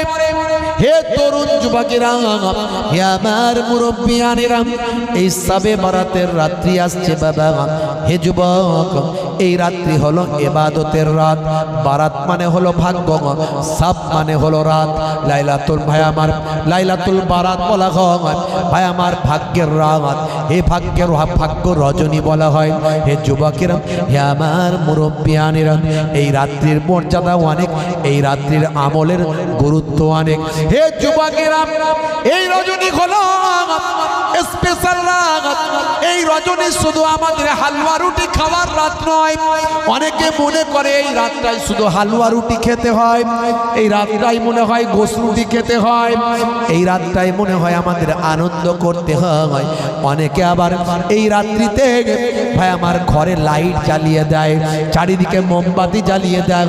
অনেকে কবরস্থান পর্যন্ত মোমবাতি জ্বালিয়ে দেয়, পাড়ায় পাড়ায় লাইট জ্বালিয়ে দেয়। আবার কবরস্থান পর্যন্ত মোমবাতি জ্বালিয়ে কবরস্থানের দাদুর কবরের পাশে হালুয়া রুটি আর গোশটা রেখে দেয়। মনে মনে চিন্তা করে আজকের রাত্রিতে আমার দাদু উঠবে, উঠে গোশ রুটি খেয়ে আবার কবরে ঢুকবে। দাদু তো কবর থেকে উঠলো না, বরং কবরস্থানের ভিতরে ছিল শিয়াল, সেই শিয়ালে খেয়ে নিয়ে চলে গেল। সকালবেলা নাতি প্লেট আনতে গিয়ে বলে, আহারে দাদু আমার বড় ভোগ লেগেছিল, চেটে পুচে খেয়েছি। আছে না নাই? এখনো এই ধারণা কিছু মানুষের আছে এই রাত্রি হালুয়া রুটি খাওয়ার জন্য নয়। তাহলে কি হালুয়া রুটি বানানো হারাম? এক শ্রেণীর মৌলবী আবার বলছে হালুয়া রুটি বানানো হারাম। এরাও আবার মানে কানাখুড়া এক গুণ বাড়ায়, এরা ইসলামের কানাখুড়া। বুঝতে পারছেন? বলে না কানাখুড়া এক গুণ বাড়া, সব কানাখুড়া আবার এক গুণ বাড়ানো ভালো হয়। বুঝতে পারছেন? যার একটা হাত কমজোরি দেখবেন সে বলে আমার এক হাত কমজোরি হলে কি হবে, আল্লাহ যে আমার একটা হাতে দিচ্ছে ডবল হাতের ক্ষমতা এখানে দিয়েছে। উনি সর্বনাশ। সে কি বলে? হ্যাঁ হ্যাঁ, ছোটবেলায় আমার একটা বন্ধু ছিল এরকম। বুঝতে পারছেন ভাইরা আমার? এরা হলো ইসলামের ওয়াকেজ হ্যান্ডিক্যাপ, এই ইসলামের ওয়াকেজ হ্যান্ডিক্যাপ এই লোকগুলো। এরা আবার অতিরিক্ত কথা বলে, যা কোরআন হাদিসে নাই সেগুলো বলে দেয়। শবে বারাতে হালুয়া রুটি তৈরি করা হারাম, তাহলে বলে দাও ভাত তৈরি করা হারাম। আরে যার মনে হয় যে আমি হালুয়া রুটি খাবো একটু, তো কোথায় লেখা আছে হারাম? করতেই পারে। হালুয়া করবে, রুটি করবে, গোশ ভুনা করবে, মগজ ভুনা করবে, কলজে ভুনা করবে, হ্যাঁ, তারপরে ভাই আমার কষা করবে, তন্দুরি করবে, মিষ্টি করবে, অনেক কিছু করতে পারবে ওর সঙ্গে। আর আপনার এই ইবাদতের সঙ্গে কোনো ব্যাপার নয়। আপনি হালুয়া রুটি গোশ ভাত ভুনা বিরিয়ানি টিকিয়া কেলিয়া কুত্তা যাই খুশি করেন করে যদি আপনি নিজে খান, নিজের খাওয়া হলো, বিসমিল্লাহ বলে খাবেন, বিসমিল্লাহ বলার জন্য সওয়াব পেয়ে গেলেন। হ্যাঁ, আবার যদি ওটা একটু দান করেন, মেহমানদারি করান, আবার মেহমানদারির সওয়াবটা পেয়ে গেলেন। ওটা যদি আবার সাদকা করেন, গরিব দুস্থদের দেন, গরিব দুস্থদের দেওয়ার জন্য আরো বেশি সওয়াব পেয়ে গেলেন। তো ভালো জিনিস। এটা হলো ইবাদতে মালি, মালের দ্বারা ইবাদত। আর আপনি যে নামাজটা পড়ছেন, তেলাওয়াত করছেন, ইবাদত করছেন, রাত জেগে কাটাচ্ছেন, এটা হলো ইবাদতে বাদানি, শরীরের দ্বারাই ইবাদত। দুটোই ইবাদত। তবে মনে করলে হবে না আবার যে এই রাত্রিটা শুধু হালুয়া রুটি খেয়ে আর ভালো করে পেট পুজি করে আর গোরস্থানে আমাদের যারা পূর্বপুরুষ মরে গেছে ওদেরকে ভালো করে কবরে গিয়ে খাইয়ে দিয়ে আর ঘরে এসে শুয়ে পড়াটাই হালুয়া রুটি খাওয়ার কাজ হয়ে গেল, সবে বারাত হয়ে গেল। আসলে সেটাও নয়। বুঝতে পারছেন? বুঝতে হবে। হে তরুণ যুবকেরা, হে আমার বন্ধুরা, হে আমার মুরব্বিয়ানিরা, শুনে রেখে দিন বাবা, আল্লাহর নবী আল্লাহ রাসূল বাড়িতে ঘুমিয়েছিলেন, হুজরা মুবারকের ভিতরে ঘুমিয়েছিলেন। আম্মা জানা আয়েশা সিদ্দিকা রাদিয়াল্লাহু তাআলা আনহার ঘরেতে ঘুমিয়েছিলেন। এমন সময় ফেরেশতা জিবরাইল আলাইহিস সালাম আল্লাহর নবীর কাছে এসে হাজির হলেন। ইয়া রাসূলুল্লাহ, হাবিবাল্লাহ, আজকের রজনীতে আপনি ঘুমিয়ে আছেন। আজকে হলো বিশেষ রাত, আজকে হলো বিশেষ রাত। এই রাত্রিতে কি আপনি চান না আপনার উম্মতের গুনাহ মাফি? আপনি উঠুন, আপনার গুনাহ উম্মতের জন্য যদি গুনাহ মাফি চান, আমার আল্লাহ আপনার উম্মতের গুনাহ মাফ করে দেবেন। এ তরুণ যুবকেরা, আল্লাহর নবী উঠে পড়লেন। আল্লাহর নবী নামাজে দাঁড়িয়ে গেলেন, ইবাদত বন্দেগী করলেন। হে তরুণ যুবকেরা, সিজদায় পড়ে পড়ে নবী আমার চোখ ভরা পানি নিয়ে উম্মতি উম্মতি বলে কাঁদলেন। নবী আমার হুজরা মোবারক থেকে বেরিয়ে জান্নাতুল বাকিতে চলে গেলেন। মদিনার বিখ্যাত গোরস্থান জান্নাতুল বাকিতে চলে গেলেন। নবী পাক আমার জান্নাতুল বাকিতে গিয়ে সেখানে বসে বসে আল্লাহর বান্দাদের জন্য, ইমানদারদের জন্য গুনাহ মাফির জন্য আহাজারি করলেন, মোনাজাত করলেন, কাঁদলেন। আম্মা জানা আয়েশা সিদ্দিকা রাদিয়াল্লাহু তাআলা আনহা, তিনি হঠাৎ করে ঘুমটা ভেঙে গেল। তিনি বুঝতে পারলেন নবী আমার ঘরের মধ্যে নাই। হে তরুণ যুবকেরা, আল্লাহর নবীর অনেক শত্রু, নবী কোথায় গেলেন? আম্মা জানা আয়েশা, আরে কেমন কেমন নবীর প্রেমিক, কেমন স্বামীর প্রেমিক, কেমন স্বামীকে ভালোবাসেন, আল্লাহর নবী কেমন স্ত্রীকে ভালোবাসেন। হে তরুণ যুবকেরা, হে আমার মুরব্বিয়ানেরা, হে মুসলমান, আমরা মনে মনে করি শুধু নামাজ পড়লে, হজ করলে, যাকাত দিলে আর কোরআন তেলাওয়াত করলে আমার সব কাজ হয়ে গেল। না না না না, এগুলো হলো বড় ইবাদত। এই ইবাদতগুলোকে রক্ষা করার জন্য ছোট ছোট অনেক ইবাদত নবীর সুন্নাত পালন করতে হবে। এগুলো বড় ইবাদত, নামাজ, রোজা, হজ, যাকাত। কত মানুষকে দেখবেন নামাজও পড়ছে, চিটিংবাজিও করছে, আছে না নাই? দাঁড়িয়ে রেখেছে, নামাজ পড়েছে, ছেলের বিয়েতে আবার মোটা ঘুরিয়ে পণ লিচ্ছে। তুমি আমার চাস্তো ভাইয়ের ফুফুতো ভাই, নাচে যদি ঠিকঠাক পাই তাহলে করব তোমাকে আমি বিয়ায়, আছে না নাই? ভাইরা আমার, তরুণ যুবকেরা আমার, মুরব্বিয়ানেরা আমার, এমন অনেক মানুষ আছে। আমি একটা উদাহরণ দিয়ে বলি। জলসায় গেলাম, ওয়াজ নাসিহাত হওয়ার পরে একজন হাজী সাহেব এসে বলল, বাবাজি আপনি আমাদের পীরের ঘরের আওলাদ, ছোট হুজুরের নাতি, পীরনগরী হুজুরের পোতা, কুরাইশ খানদান, আহলে বায়াতের খানদান। আহারে আপনাকে পেয়েছি যখন, আমার একটা কাপড়ের শোরুম আছে, একটু চলুন, একটু দোয়া করে দেবেন। একটা হাজী সাহেব মানুষ বলছে যখন, না কি আর করা যায়, চলেন তাহলে যাই। কাপড়ের শোরুম খুললেন, মাশাআল্লাহ শানদার, অনেক সুন্দর। সেখানে গিয়ে কিছুক্ষণ দরুদ পড়ে, দোয়া দরুদ পড়ে, একটু মোনাজাত করে যখন চলে আসছি, হাজী সাহেব তখন পকেটে একটা মোটা হাদিয়া নজরানা দিয়ে দিয়েছে। যাই হোক, দূরে এসেছি, দেখলাম না, ঠিক আছে আছে থাক। অনেক মেহমানজন, মাদ্রাসা প্রতিষ্ঠান, আমাদের অনেক কাজ করতে হয়, কাজে লাগে, অনেক টাকা পয়সা নিজেদের পকেট থেকে খরচা করতে হয়, ঠিক আছে থাক। আমাকে বললেন, বাবাজি এই যে দোকানটা দেখছেন কাপড়ের শোরুম, আমি হালাল পয়সা খাই, হারাম পয়সা খাই না, ছেলেদের পয়সা নিই না, নিজে হালাল ইনকাম করি, আর এই দোকানে বসে বসে দোকানদারি করি আর আল্লাহ আল্লাহ করি, নামাজ তাসবিহ করি। মাশাআল্লাহ মাশাআল্লাহ, এটাই তো প্রকৃত মেহনত, এটাই তো প্রকৃত হালাল ইনকাম। আল্লাহর নবী বলেছেন, তোমরা যদি হালাল ব্যবসা করো, শোনো, মিফতাহুদ দাওলাতে ফাহুয়াত তিজারা, ধনের চাবিকাঠি হলো হালাল ব্যবসা। কখনো হারাম জিনিস ব্যবসা করবে না। যে জিনিস খাওয়া হারাম, তার ব্যবসাও হারাম। আর ব্যবসার মধ্যে কখনো হারাম কথা বলবে না, মিথ্যা কথা বলা হারাম। ব্যবসায় হারাম কথা মিথ্যা কথা বলে মানুষ ঠকাবে না। কিছু মানুষ মনে করে মিথ্যা না বললে মনে হয় ব্যবসা হবে না। 35 টাকায় মালটা কিনেছে, বিক্রি করার সময় বলছে তুমি আমার চাচতো ভাইয়ের ফুফুতো ভাই, তাই তোমার কাছ থেকে 50 টাকা চাই। খুদার কসম বলছি 48 টাকায় কিনেছি ভাই, 2 টাকা লাভ দিলে দিয়ে দাও, তাই কোনো অসুবিধা নাই, না দিলে 48 দাও, তাতেও অসুবিধা নাই। খোদার কসম করে 48 বলে পয়সাটা দামটা ধরে নাই, অথচ খোদার কসম করে সে মিথ্যা কথা বলল 35 টাকায় কিনেছিল। ভাই আপনার মাল আপনি যত খুশি দামে বিক্রি করেন, করতে পারলে অসুবিধা নাই, কিন্তু খোদার কসম করবেন, মিথ্যা কথা বলবেন, এটা ইসলামে নাই। আপনি ব্যবসাটা এইভাবে করুন, আমার এই রেট আছে, তুমি নিতে মন যায় নাও, না হলে যাও। মিথ্যা কথা হলো না। ব্যবসায় নিশ্চয়ই লাভ আছে, লাভ করার জন্যই ব্যবসা। তবে ইসলাম বলেছে সেল বেশি লাভ কম, অল্প লাভ করো, গরিব দুস্থ অসহায় মানুষের, মধ্যবিত্ত সম্প্রদায়ের কষ্ট হবে না, তোমার ব্যবসাটা ভালো হবে, আল্লাহ তোমাকে আরো ধন দৌলতের মালিক করবে। বাবা বেশি গলা কেটে পয়সা নিও না, সেল বেশি করো, লাভ কম করো, ইসলামের নির্দেশ এটা। জোরে বলুন সুবহানাল্লাহ। একটা ন্যায্য বলে জিনিস আছে না, না অন্যায্য কথা বললে হবে না।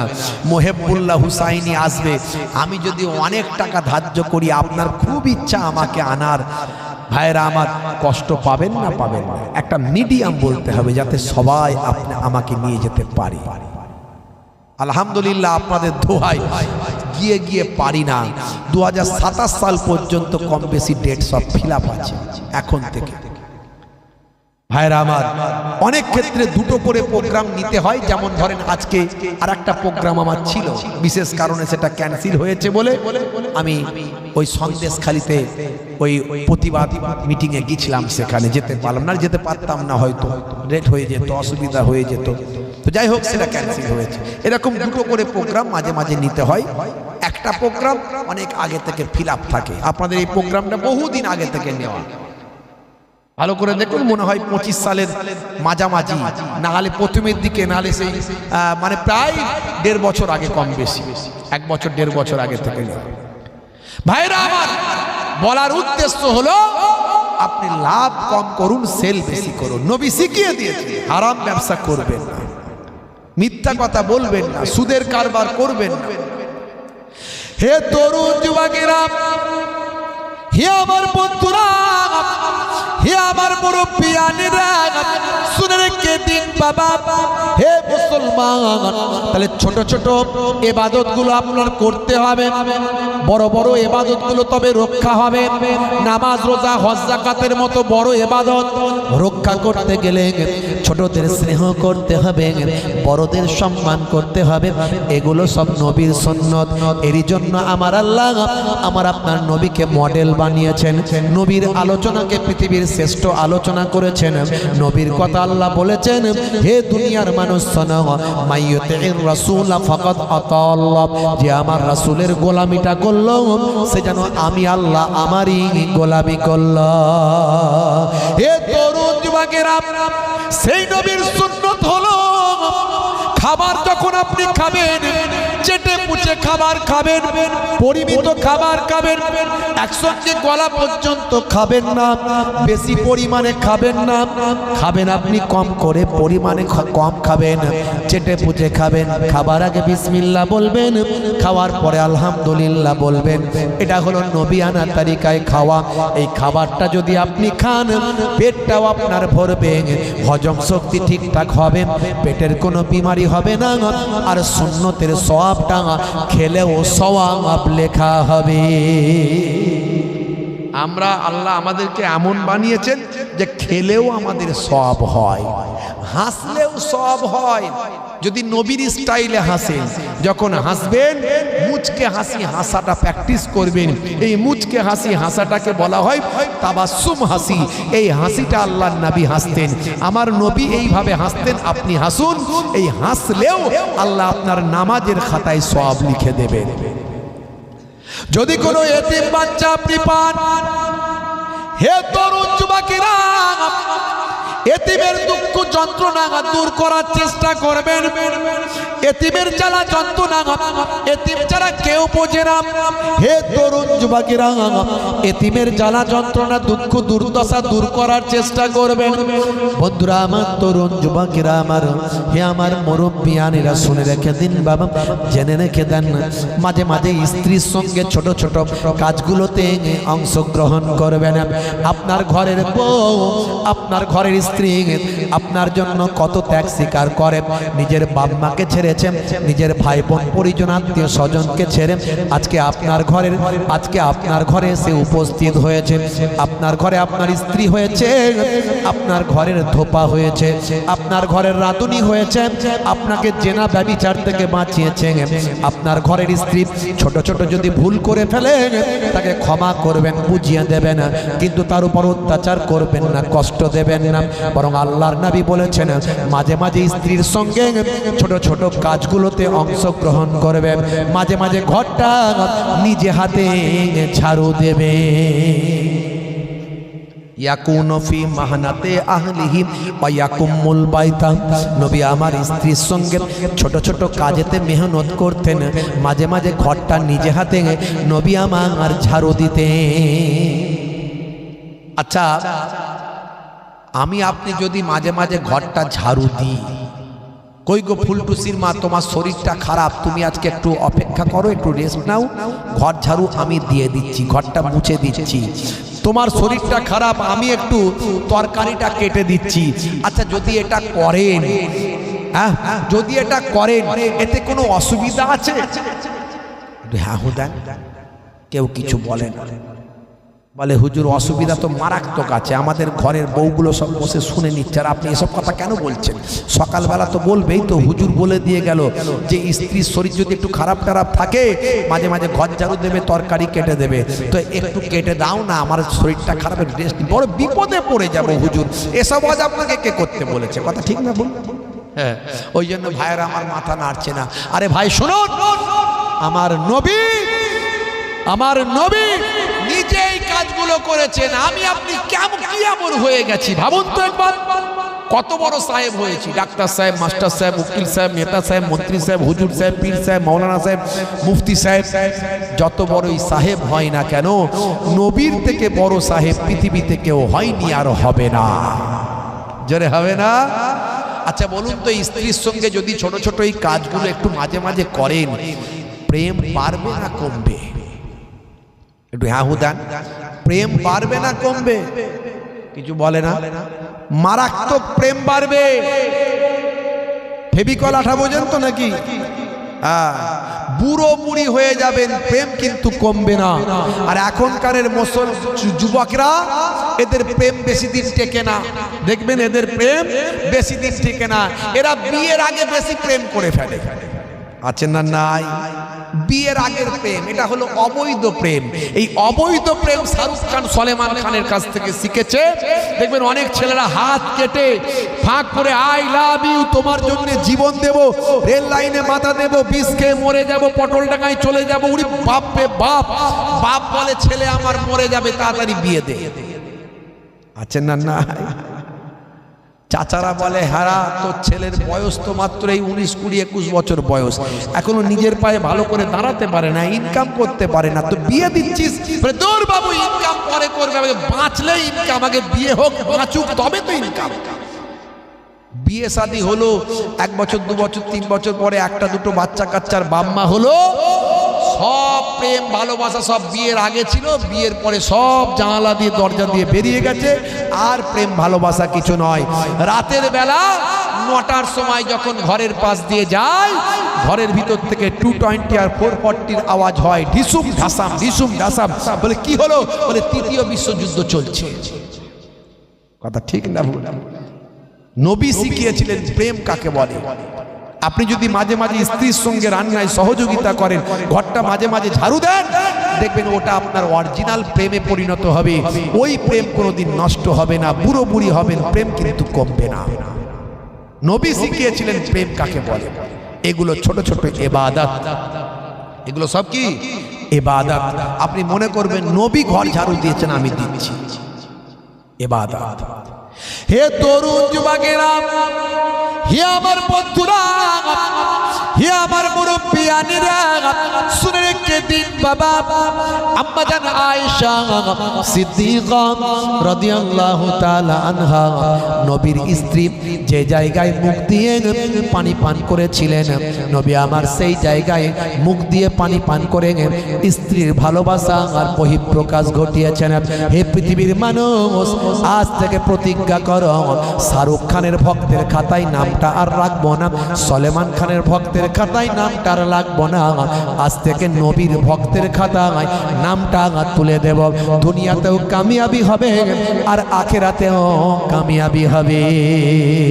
হে তরুণ যুবকেরা, আল্লাহর নবী তোমাকে আমাকে কত ভালোবাসে। হে যুবক, একটু চিন্তা করো, আর কতদিন বাঁচবে? কত মানুষকে তুমি মরতে দেখেছো, কত মানুষের জানাজায় অংশ নিয়েছো, কত মানুষকে তুমি কবরস্থ করেছো। হে যুবক, তুমি কতদিন বাঁচবে? এসো এসব নবীর ভক্ত হয়ে যায়, রাসূলের ভক্ত হয়ে যায়। নবী আমার জান্নাতুল বাকিতে গিয়ে নবী আমার ঝরঝর করে কাঁদে না, আল্লাহর দরবারে উম্মতে মুহাম্মাদের জন্য দোয়া চান। আমার আপনার নবী এত দোয়া চেয়েছিলেন, আমার আপনার নবীর কান্নাকে আমার আল্লাহ কবুল করে উম্মতে মুহাম্মাদের গুনাহ মাফ করে দেয়। জোরে হবে না? জোরে হবে না? সেই শাবান মাসের 14 তারিখ দিনগত রাত্রি আসছে। একটা রোজা রাখবেন, অথবা দুটো রোজা রাখবেন, অথবা 3টে রোজা রাখবেন, কোনো অসুবিধা নাই। নফল রোজা এই শাবান মাসে আমার নবী অনেক রাখতেন। শাবান মাসের প্রায় কম বেশি ভাই আমার যে সমস্ত মাসগুলো ভাই আমার প্রায় কম বেশি আমার নবী মাঝামাঝি মাসের মধ্য রজনীগুলোতে, মাসের মধ্য তারিখগুলোতে আমার নবী রোজা রাখতেন। নফল রোজা আপনি একটা, দুটো, 3টে রাখতে পারেন, তবে নফল রোজা রাখতে গেলে আপনাকে অবশ্যই সাহেরি খেতে হবে।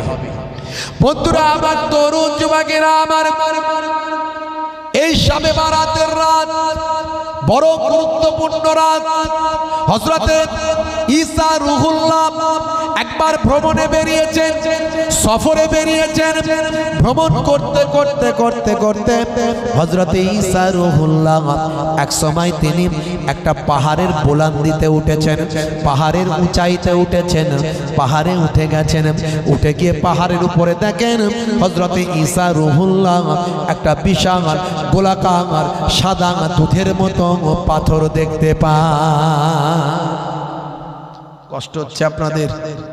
একটু হ্যাঁ হুদান কষ্ট হচ্ছে? একটু বলবো না শেষ করে দেব? বলবো? একবার তাকবীর দেন তো দেখি। নারে তাকবীর। ঘুম পাচ্ছে নাকি? কি জি হবে তো নাকি? জোরে বলেন হবে? কারা কারা চান না হাত তুলে দেখা। ঝোঁকে ঝোঁকে উঠে গেছে নাকি? মানে রাত বেড়েছে বোঝা যাচ্ছে।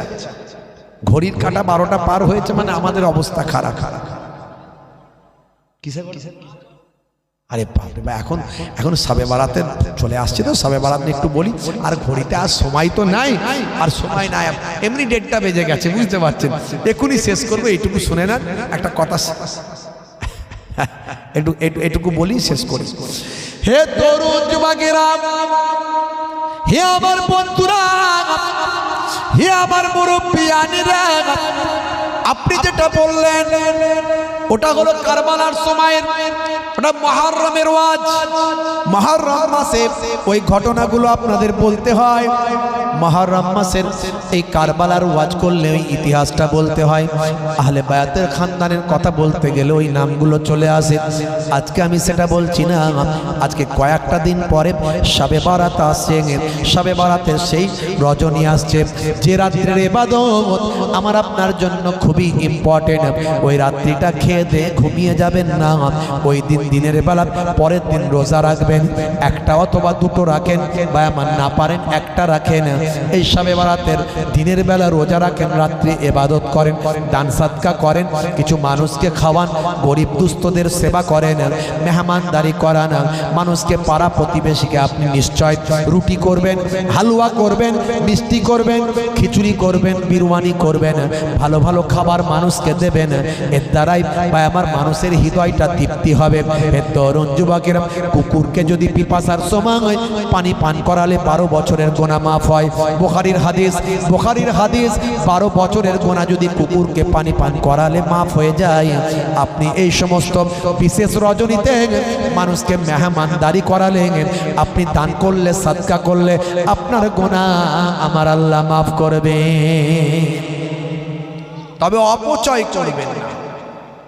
বমবাজি করা এই শবে বরাতের রাত্রিতে, হ্যাঁ, ছেলেরা বমবাজি করে যেন মনে হচ্ছে অন্য কিছু হচ্ছে। হ্যাঁ, বম ফাটানো কি হিরিক পড়েছে রে ভাই। বলছে বম মারছে কেন? বলছে সব রুহেরা কবর থেকে উঠবে, ওই জন্য বম দিয়ে জাগাচ্ছে। বুঝতে পারছি কি বিপদ বলেন দেখিনি। হাই রে হাই, অপচয় খরচা করলে শয়তানের ভাই। যারা বম কিনে, যে বাপগুলো কিনে দেয় আর যে ছেলেগুলো ফাটায়, বুঝতে পারছেন? যদি একেবারে নাবালক জ্ঞান যদি না থাকে আল্লাহ তাদের মাফ করবেন, আর যাদের জ্ঞান আছে তারা জানে যে অপচয় নষ্ট করলে, খরচা করলে শয়তানের ভাই। এই বমবাজি করে কোনো উপকার নাই, সব অপকার, সব ক্ষতি। এই যে শবে বরাতের রাত্রিতে যেখানে প্রয়োজন জিয়ারত করবেন, গোরস্থানে একটা টিউবলাইট দিয়ে দিলেন, ঠিক আছে, রাস্তাটায় দুটো টিউবলাইট দিলেন, কিন্তু সারা গোরস্থানে মোমবাতি আগরবাতি ভর্তি, সারা ঘরেতে মোমবাতি দিয়ে জ্বালিয়ে ভর্তি করে দিলেন। এই সারা ভাই আমার ছেলেদেরকে বম কিনে দিচ্ছে, এই কিনে দিচ্ছে, ওই ফাটা তোরা খরচা কর, এই সব কত রকমের কি সব বেরিয়েছে। এগুলো সব যারা করছে সব শয়তানের ভাই। মুসলমান, আমি শুধু মুসলিম সম্প্রদায়ের ভাইদেরকে বলছি, অন্যরা যে করতে পারেন তাদের কোনো বাধা নিষেধ নাই, তবে মুসলিমদের জন্য বলছি, কারণ আমার আল্লাহ কোরআন মাজিদে বলেছেন অপচয় খরচাকারী শয়তানের ভাই। ইন্নাল মুবাযযিরিনা কানু ইখওয়ানাশ শায়াতিন। আপনি অপচয় নষ্ট করতে পারেন না। সামান্য অজুর পানিটাও অতিরিক্ত খরচা করা চলবে না। অনেকে অজুর ট্যাপ খুলে দিয়ে গল্প করছে, আছে না নাই? করবেন না। পানিটাও নষ্ট করতে পারবেন না, এর নাম ইসলাম। যেখানে পানি অপচয় করার হুকুম নেই, সেখানে মানুষ মারা, মানুষের রক্ত অপচয় করার হুকুম কি থাকতে পারে? কখনোই নয়। তবে যুদ্ধের মাসালা আলাদা, যুদ্ধের জায়গায় যুদ্ধ, যুদ্ধের ক্ষেত্রেও অনেক মাসলা বলা হয়েছে। যুদ্ধ কোনোদিন আগে বেড়ে ইসলামে নাই, সব প্রতিরোধমূলক যুদ্ধ, আল্লাহকে রাজি করার জন্য, অন্যায়ের বিরুদ্ধে রুখে দাঁড়ানোর জন্য যুদ্ধ। সেই যুদ্ধে ইসলামের জয় হয়েছে। জোরে বলুন সুবহানাল্লাহ। হে তরুণ যুবকেরা, হযরত ঈসা রূহুল্লাহ ওই পাথরের সামনে গিয়ে অবাক হয়ে গেলেন। এত বিশাল বড় পাথর, পাহাড়ের উপর বুলন্দিতে সাদা, এত বিশাল বড় চকচকে ঝকঝকে দুধের মতো সাদা, এত সুন্দর পাথর দেখে ঈসা রূহুল্লাহ অবাক হলেন। আল্লাহর দরবারে শুকরিয়া আদা করে বলেন, আল্লাহ গো, এত সুন্দর পাথর তুমি আমাকে দেখালে, যা আমার কাছে বড় আশ্চর্য। জীবনে জিন্দেগিতে এত সুন্দর, এত বড় পাথর, সাদা দুধের মতো পাথর কখনো আমি দেখি নাই। হে তরুণ যুবকেরা, বন্ধুরা আমার শোনেন, আল্লাহ বললেন, হে নবী ঈসা, এর থেকেও আশ্চর্যজনক ঘটনা আমি তোমাকে দেখাবো। হে তরুণ যুবকেরা, এমন সময় ঈসা নবী বললেন, আল্লাহ কি দেখাবেন? আমার আল্লাহ বললেন, অপেক্ষা করো, দেখো আমি কি দেখাই। হঠাৎ করে আল্লাহর কুদরতি ক্ষমতা, এই বিশাল বড় গোলাকার পাথরটা দুটুকরো হয়ে যায়। দুটুকরো হওয়ার পরে ওই পাথরের ভিতরে দেখা যায় একজন আল্লাহর ওলি বান্দা, আল্লাহর ইবাদত নামাজে মাশগুল আছে। জোরে হবে না, জোরে হবে না। এই ঘটনা দেখে হযরত ঈসা রূহুল্লাহ আল্লাহর দরবারে সিজদায় পড়ে গেলেন, শুকরিয়া আদা করলেন। আয় আল্লাহ, তুমি আমাকে এমন আশ্চর্যজনক ঘটনা দেখালেন, এটা কি করে সম্ভব? আল্লাহ বললেন, হে নবী ঈসা, অপেক্ষা করো, ওই বান্দার সঙ্গে কথা বলো, আরো আশ্চর্যজনক ঘটনা তুমি জানতে পারবে। এমন সময় হযরত ঈসা রূহুল্লাহ ওই বান্দার নামাজটা শেষ হওয়ার পরে সালাম বিনিময় করার পরে বললেন, ভাই আপনি কত বছর কিভাবে এখানে ইবাদত করেন, এই পাথরের ভিতরে আপনি কিভাবে বেঁচে আছেন? সেই সময় ওই আল্লাহর মাহবুব বান্দা বলেন, ইয়া নবী আল্লাহ, ইয়া রাসূলুল্লাহ, ও আল্লাহর মাহবুব বান্দা নবী ঈসা রূহুল্লাহ, আমার আল্লাহ আমাকে কুদরতিভাবে গায়েবীভাবে খাবার দিয়ে, বাতাস দিয়ে, পানি দিয়ে, সব কিছু দিয়ে আমার আল্লাহ আমাকে বাঁচিয়ে রেখেছেন। আপনি কত বছর আছেন? কত বছর এই পাথরের ভিতরে ইবাদত বন্দেগী করছেন? এমন সময় ওই আল্লাহর মাহবুব বান্দা বলেন, ও নবী ঈসা রূহুল্লাহ, আমার আল্লাহ আমাকে কুদরতি ক্ষমতায় জান্নাতি খাবার খাইয়ে, জান্নাতি আগুর খাইয়ে, জান্নাতি খাবার খাইয়ে আমার আল্লাহ আমাকে এখানে রেখেছেন। আমি এই পাথরের ভিতরে 400 বছর আল্লাহর ইবাদতে মশগুল আছি। জোরে হবে না? জোরে হবে না? একথা শুনে হযরত ঈসা রূহুল্লাহ আবার সিজদায় পড়ে গেলেন, আমার আল্লাহর প্রশংসা করে বললেন, আল্লাহ এ তুমি কি আশ্চর্য কথা আমাকে শোনাচ্ছ? আমার আল্লাহ বললেন, হে নবী ঈসা রূহুল্লাহ, তোমাকে আমি এর থেকেও আরো আশ্চর্য কথা কি শোনাবো? ঈসা রূহুল্লাহ বললেন, আমার আল্লাহ নিশ্চয় আপনি শোনান। আমার আল্লাহ বললেন, হে নবী ঈসা রূহুল্লাহ, শুনে রেখে দাও, জেনে রেখে দাও, আখিরি জামানায় একজন পয়গম্বর আসবেন। সেই নবী হলেন আমার প্রিয় নবী, শেষ নবী। সে নবীর মর্যাদা অনেক, সে নবীর সম্মান অনেক।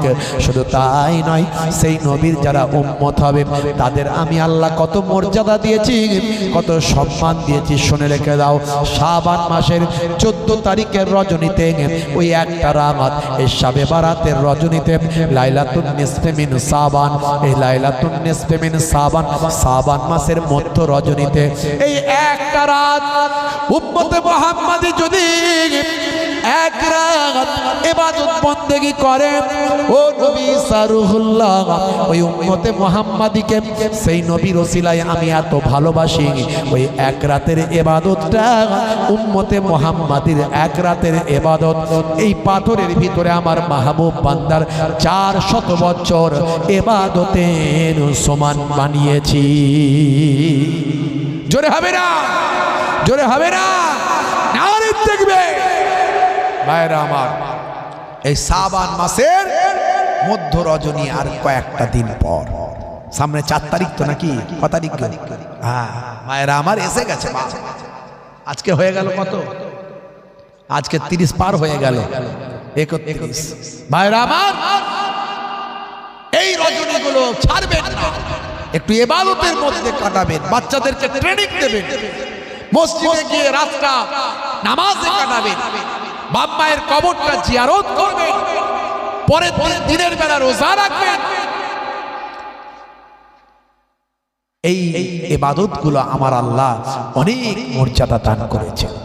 বাপের আমার, তরুণ যুবকেরা আমার, তবে সবচেয়ে বড় ইবাদত হলো নামাজ। সবচেয়ে বড় ইবাদত কি? জয় বলেন, নামাজ। সেই নামাজ ছাড়বেন না। আমি অনেক ইবাদতের কথা বললাম, অনেক উদাহরণ দিলাম, বিজ্ঞান বাস্তবতার উদাহরণ দিলাম, বিগ ব্যাং থিওরির কথা বললাম। এইগুলো বলে আমি আপনার ঈমানকে আরো মজবুত করার চেষ্টা করলাম। আমার আপনার নবী কত কষ্ট করেছেন এই নামাজকে কায়েম করার জন্য, কত অত্যাচারিত হয়েছে, বঞ্চিত হয়েছে, লাঞ্ছিত হয়েছে। সেই নামাজ ছেড়ে দেবেন না। আমার নানাজান ছোট হুজুর পীর কেবলা রহমাতুল্লাহ আলাইহি বলতেন, বাবা কি দিয়ে বোঝালে বুঝবে বলো?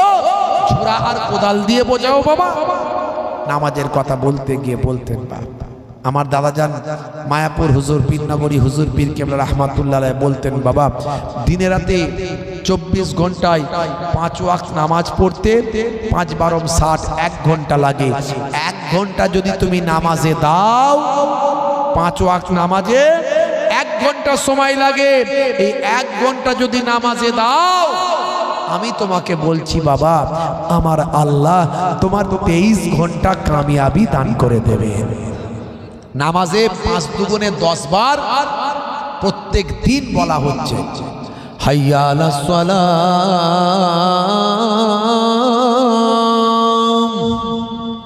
এসো নামাজের দিকে আসো, এসো নামাজের দিকে আসো। আল্লাহ বলছেন, হে মুয়াজ্জিন বলে দাও নামাজে এলে কি লাভ। আবার মুয়াজ্জিন বলছে, হাইয়া আলাল ফালাহ,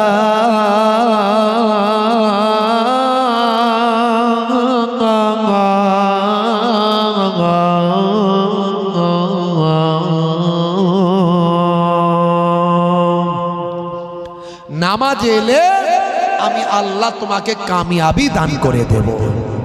5 দুগুণে 10 বার বলছে, নামাজে এলে তোমার লাভবান করব, তোমাকে কল্যাণ দেব, কামিয়াবি দেব। আমরা কামিয়াবি নিতে চাই না, এই জন্য নামাজে যাই না। আজানের মানে মোবাইলের ভলিউম কমিয়ে দেওয়া নয়, টিভির ভলিউম গানটা কমিয়ে দেওয়া নয়। আজানের মানে মায়েরা মাথায় কাপড় নাই শুধু কাপড় দেওয়া নয়। আজানের উদ্দেশ্য হলো কাজ ছাড়ো, নামাজ পড়ো। জোরে বলুন সুবহানাল্লাহ। কাজ আগে না নামাজ আগে? বলে কি বলবো আল্লাহ, আমরা তো কাজের সময় কাজটাই আগে করি, নামাজ তো পড়ি না। না, আপনারা আল্লাহ করে ভালো মানুষ, নেক মানুষ। আপনারা আজানের টাইম হলেই সঙ্গে সঙ্গে নামাজ কাজটা ছেড়ে দিয়ে নামাজ পড়েন। কথা ঠিক না ভুল? একটু হ্যাঁ হুদান আমার দিকে তাকান, আমার দিকে তাকান। কাজ আগে না নামাজ আগে? জোরে বলেন, কাজ আগে না নামাজ আগে? নামাজকে বলো না কাজ আছে, কাজকে বলো আমার নামাজ আছে। জোরে হবে না? ফজর গেল ঘুমে ঘুমে, জোহর বেলাতে কাজ, আসর গেল তাসার আড্ডায়, মাগরিব হেলা ফেলায়। নামাজ তোমার সঙ্গের সাথী, নামাজ হলো গোরের বাতি। নামাজ বিনা এই দুনিয়ায় সবই যে বৃথা। বান্দা নামাজ পড়ো, আঁকড়ে ধরো, ছেড়ো না নামাজ এ জীবনে। করো না কাজা, হবে যে সাজা, দোজখ ঠিকানা আখিরাতে, দোজখ ঠিকানা আখিরাতে। নামাজকে বলো না কাজ আছে, কাজকে বলো আমার নামাজ আছে। জোরে হবে না? মাত্র 12 মিনিট আজান হবে, সঙ্গে সঙ্গে 12 মিনিট 15 মিনিটের জন্য ছেড়ে দিয়ে অজুটা করে নামাজে চলে যান। নামাজটা পড়েছে আবার কাজ শুরু করুন। দেখুন আপনার কাজকে আমার আল্লাহ কামিয়াবি দান করে দেবে। বলুন ইনশাআল্লাহ। কি পারবো তো নাকি? পারবো তো? কারা কারা নামাজি হবে একটু হাত তুলে দেখান তো দেখি। অনেকে হাত তুলছে না, ক্যান্সার হতে পারে, টিউমার হতে পারে। হাত তুলুন, হাত তুলুন, হাত তুলুন। প্যারালাইসিস হতে পারে, হার্ট অ্যাটাক হতে পারে। এই যুবকের হাত তোলো। নারে তাকবীর, নারে তাকবীর, নারে রিসালাত। সিলসিলায়ে হক ফুরফুরা শরীফ, সিলসিলায়ে হক মুজাদ্দিদুজ জামান, মাসলাকে মুজাদ্দিদুজ জামান, ফরিদখোলা দরবার শরীফ, ফরিদখোলা দরবার শরীফ। নারে তাকবীর। মাশাআল্লাহ। কি এটা বাহিরা? উত্তর বহিরা গ্রামের যুবকেরা, জওয়ানেরা, যারা কমিটির ছেলেরা, আমার মায়েরা, বোনেরা, সবাইকে আল্লাহ কামিয়াবি দান করেন। বলুন আল্লাহুম্মা আমিন, বলুন আল্লাহুম্মা আমিন। ভাইরা আমার, 2-4টে আলোচনা করলাম বিজ্ঞান বাস্তবতাকে সামনে রেখে, কোরআন মাজিদকে সামনে রেখে, নবীর সুন্নতকে সামনে রেখে। সামনে শবে বারাতের রাত্রি আসছে, সেটাকে উল্লেখ করে আলোচনা করলাম। আল্লাহ তাআলা আমাদের জীবন জিন্দেগিকে কামিয়াবি দান করেন, আমাদের জন্য গায়েবী মাদাদ দান করেন। যত চক্রান্ত, যত জুলুম অত্যাচার হবে, আল্লাহ আমাদেরকে ফারিস্তা দিয়ে সাহায্য করেন। বলুন আল্লাহুম্মা আমিন, বলুন আল্লাহুম্মা আমিন। একমাত্র আমার আল্লাহ আপনাকে আমাকে সাহায্য করতে পারে। তাই আল্লাহ বলছেন, বান্দা তোরা আমার হয়ে যা, আমি আল্লাহ তোদের হয়ে যাব। জোরে হবে না? মাল্লাহুল মাওলা ফালাহুল কুল। বান্দা যখন আল্লাহর হয়ে যায়, কুল মাখলুকাত তার গোলাম হয়ে যায়। মান কানা লিল্লাহি কানা আল্লাহু লাহু। যে বান্দা আল্লাহর হয়ে যায়, স্বয়ং আল্লাহ তার হয়ে যায়। অর্থাৎ আমাদের ভয় পাওয়ার কিছু নাই, আমাদের একজন মালিক আছেন, সেই মালিক হলেন আল্লাহ। আমরা যদি মালিককে রাজি করাতে পারি, সেই মালিক সাধারণ মালিক নয়, পৃথিবীর কুল কায়নাতের তিনি স্রষ্টা, তিনি সবচেয়ে সর্বশক্তিমান, সব কিছুকে তিনি নস্যাৎ করে দিতে পারেন। সেই মালিককে যদি আমরা রাজি করাতে পারি, আমার আপনার কোনো ভয় নাই, ডর নাই, কোনো ক্ষতি কোনো জালেম আপনার আমার করতে পারবে না। বলুন আল্লাহুম্মা আমিন, বলুন আল্লাহুম্মা আমিন। কিছুই করতে হবে না, শুধু নামাজটা পড়ুন, শুধু নামাজটা পড়ুন, 5 ওয়াক্ত নামাজটা শুধু পড়ুন। নামাজ পড়লে বাকি কাজগুলো অটোমেটিক আস্তে আস্তে সব হয়ে যাবে। শুধু নামাজটা পড়ুন। এটা হলো আল্লাহর দেওয়া সবচেয়ে বড় ইবাদত, আর নবীর দেওয়া সবচেয়ে বড় সুন্নাত। যারা মুখে দাড়ি রাখেননি, বড় দাড়ি রাখতে যদি অসুবিধা মনে হয়, ছোট রাখুন, ছোট রাখুন। এখন দাড়ি ফ্যাশন, দাড়ি মুখের সৌন্দর্য। বিরাট কোহলিও দাড়ি রেখেছে, কথা ঠিক না বল? হরভজন সিং, লিওনেল মেসি, নেতা মন্ত্রী, খেলোয়াড়, প্লেয়ার, ভারতের বর্তমান prime minister, x prime minister, কত বিদেশি ভাই আমার, যত সায়েন্টিস্ট ভাই আমার, যত নবী পাইগম্বর ওলি আউলিয়া, সবার মুখে দাড়ি। আপনি বড় দাড়ি রাখতে যদি অসুবিধা হয়, ছোট রাখুন। Something is better than nothing. তবে ওটা ফ্যাশন মনে করে নয়, ওটা মুখের সৌন্দর্য মনে করে নয়। দাড়িটা রাখবেন নবীর সুন্নত মনে করে। একদিকে নামাজ, একদিকে মুখের দাড়ি, দুটো কাজ করবেন। ওই অবস্থায় যদি মারা যান, কবরে যাওয়ার পর মুনকার নাকির ফারিস্তা বলবে, মান রব্বুকা। দেখতে পাবে মুখে নবীর সুন্নতটা রাখা, হতে পারে ওই সুন্নতটাই হবে তখন নাজাতের জারিয়া। জোরে হবে না? প্রত্যেকে 3 বার সূরা ফাতিহা, 3 বার সূরা ইখলাস, 3 বার দরুদ শরীফ পাক তেলাওয়াত করেন, মোনাজাত হবে। তাবারুক কি প্যাকেট প্যাকেট প্যাকেট দেওয়া শুরু করে দেয়।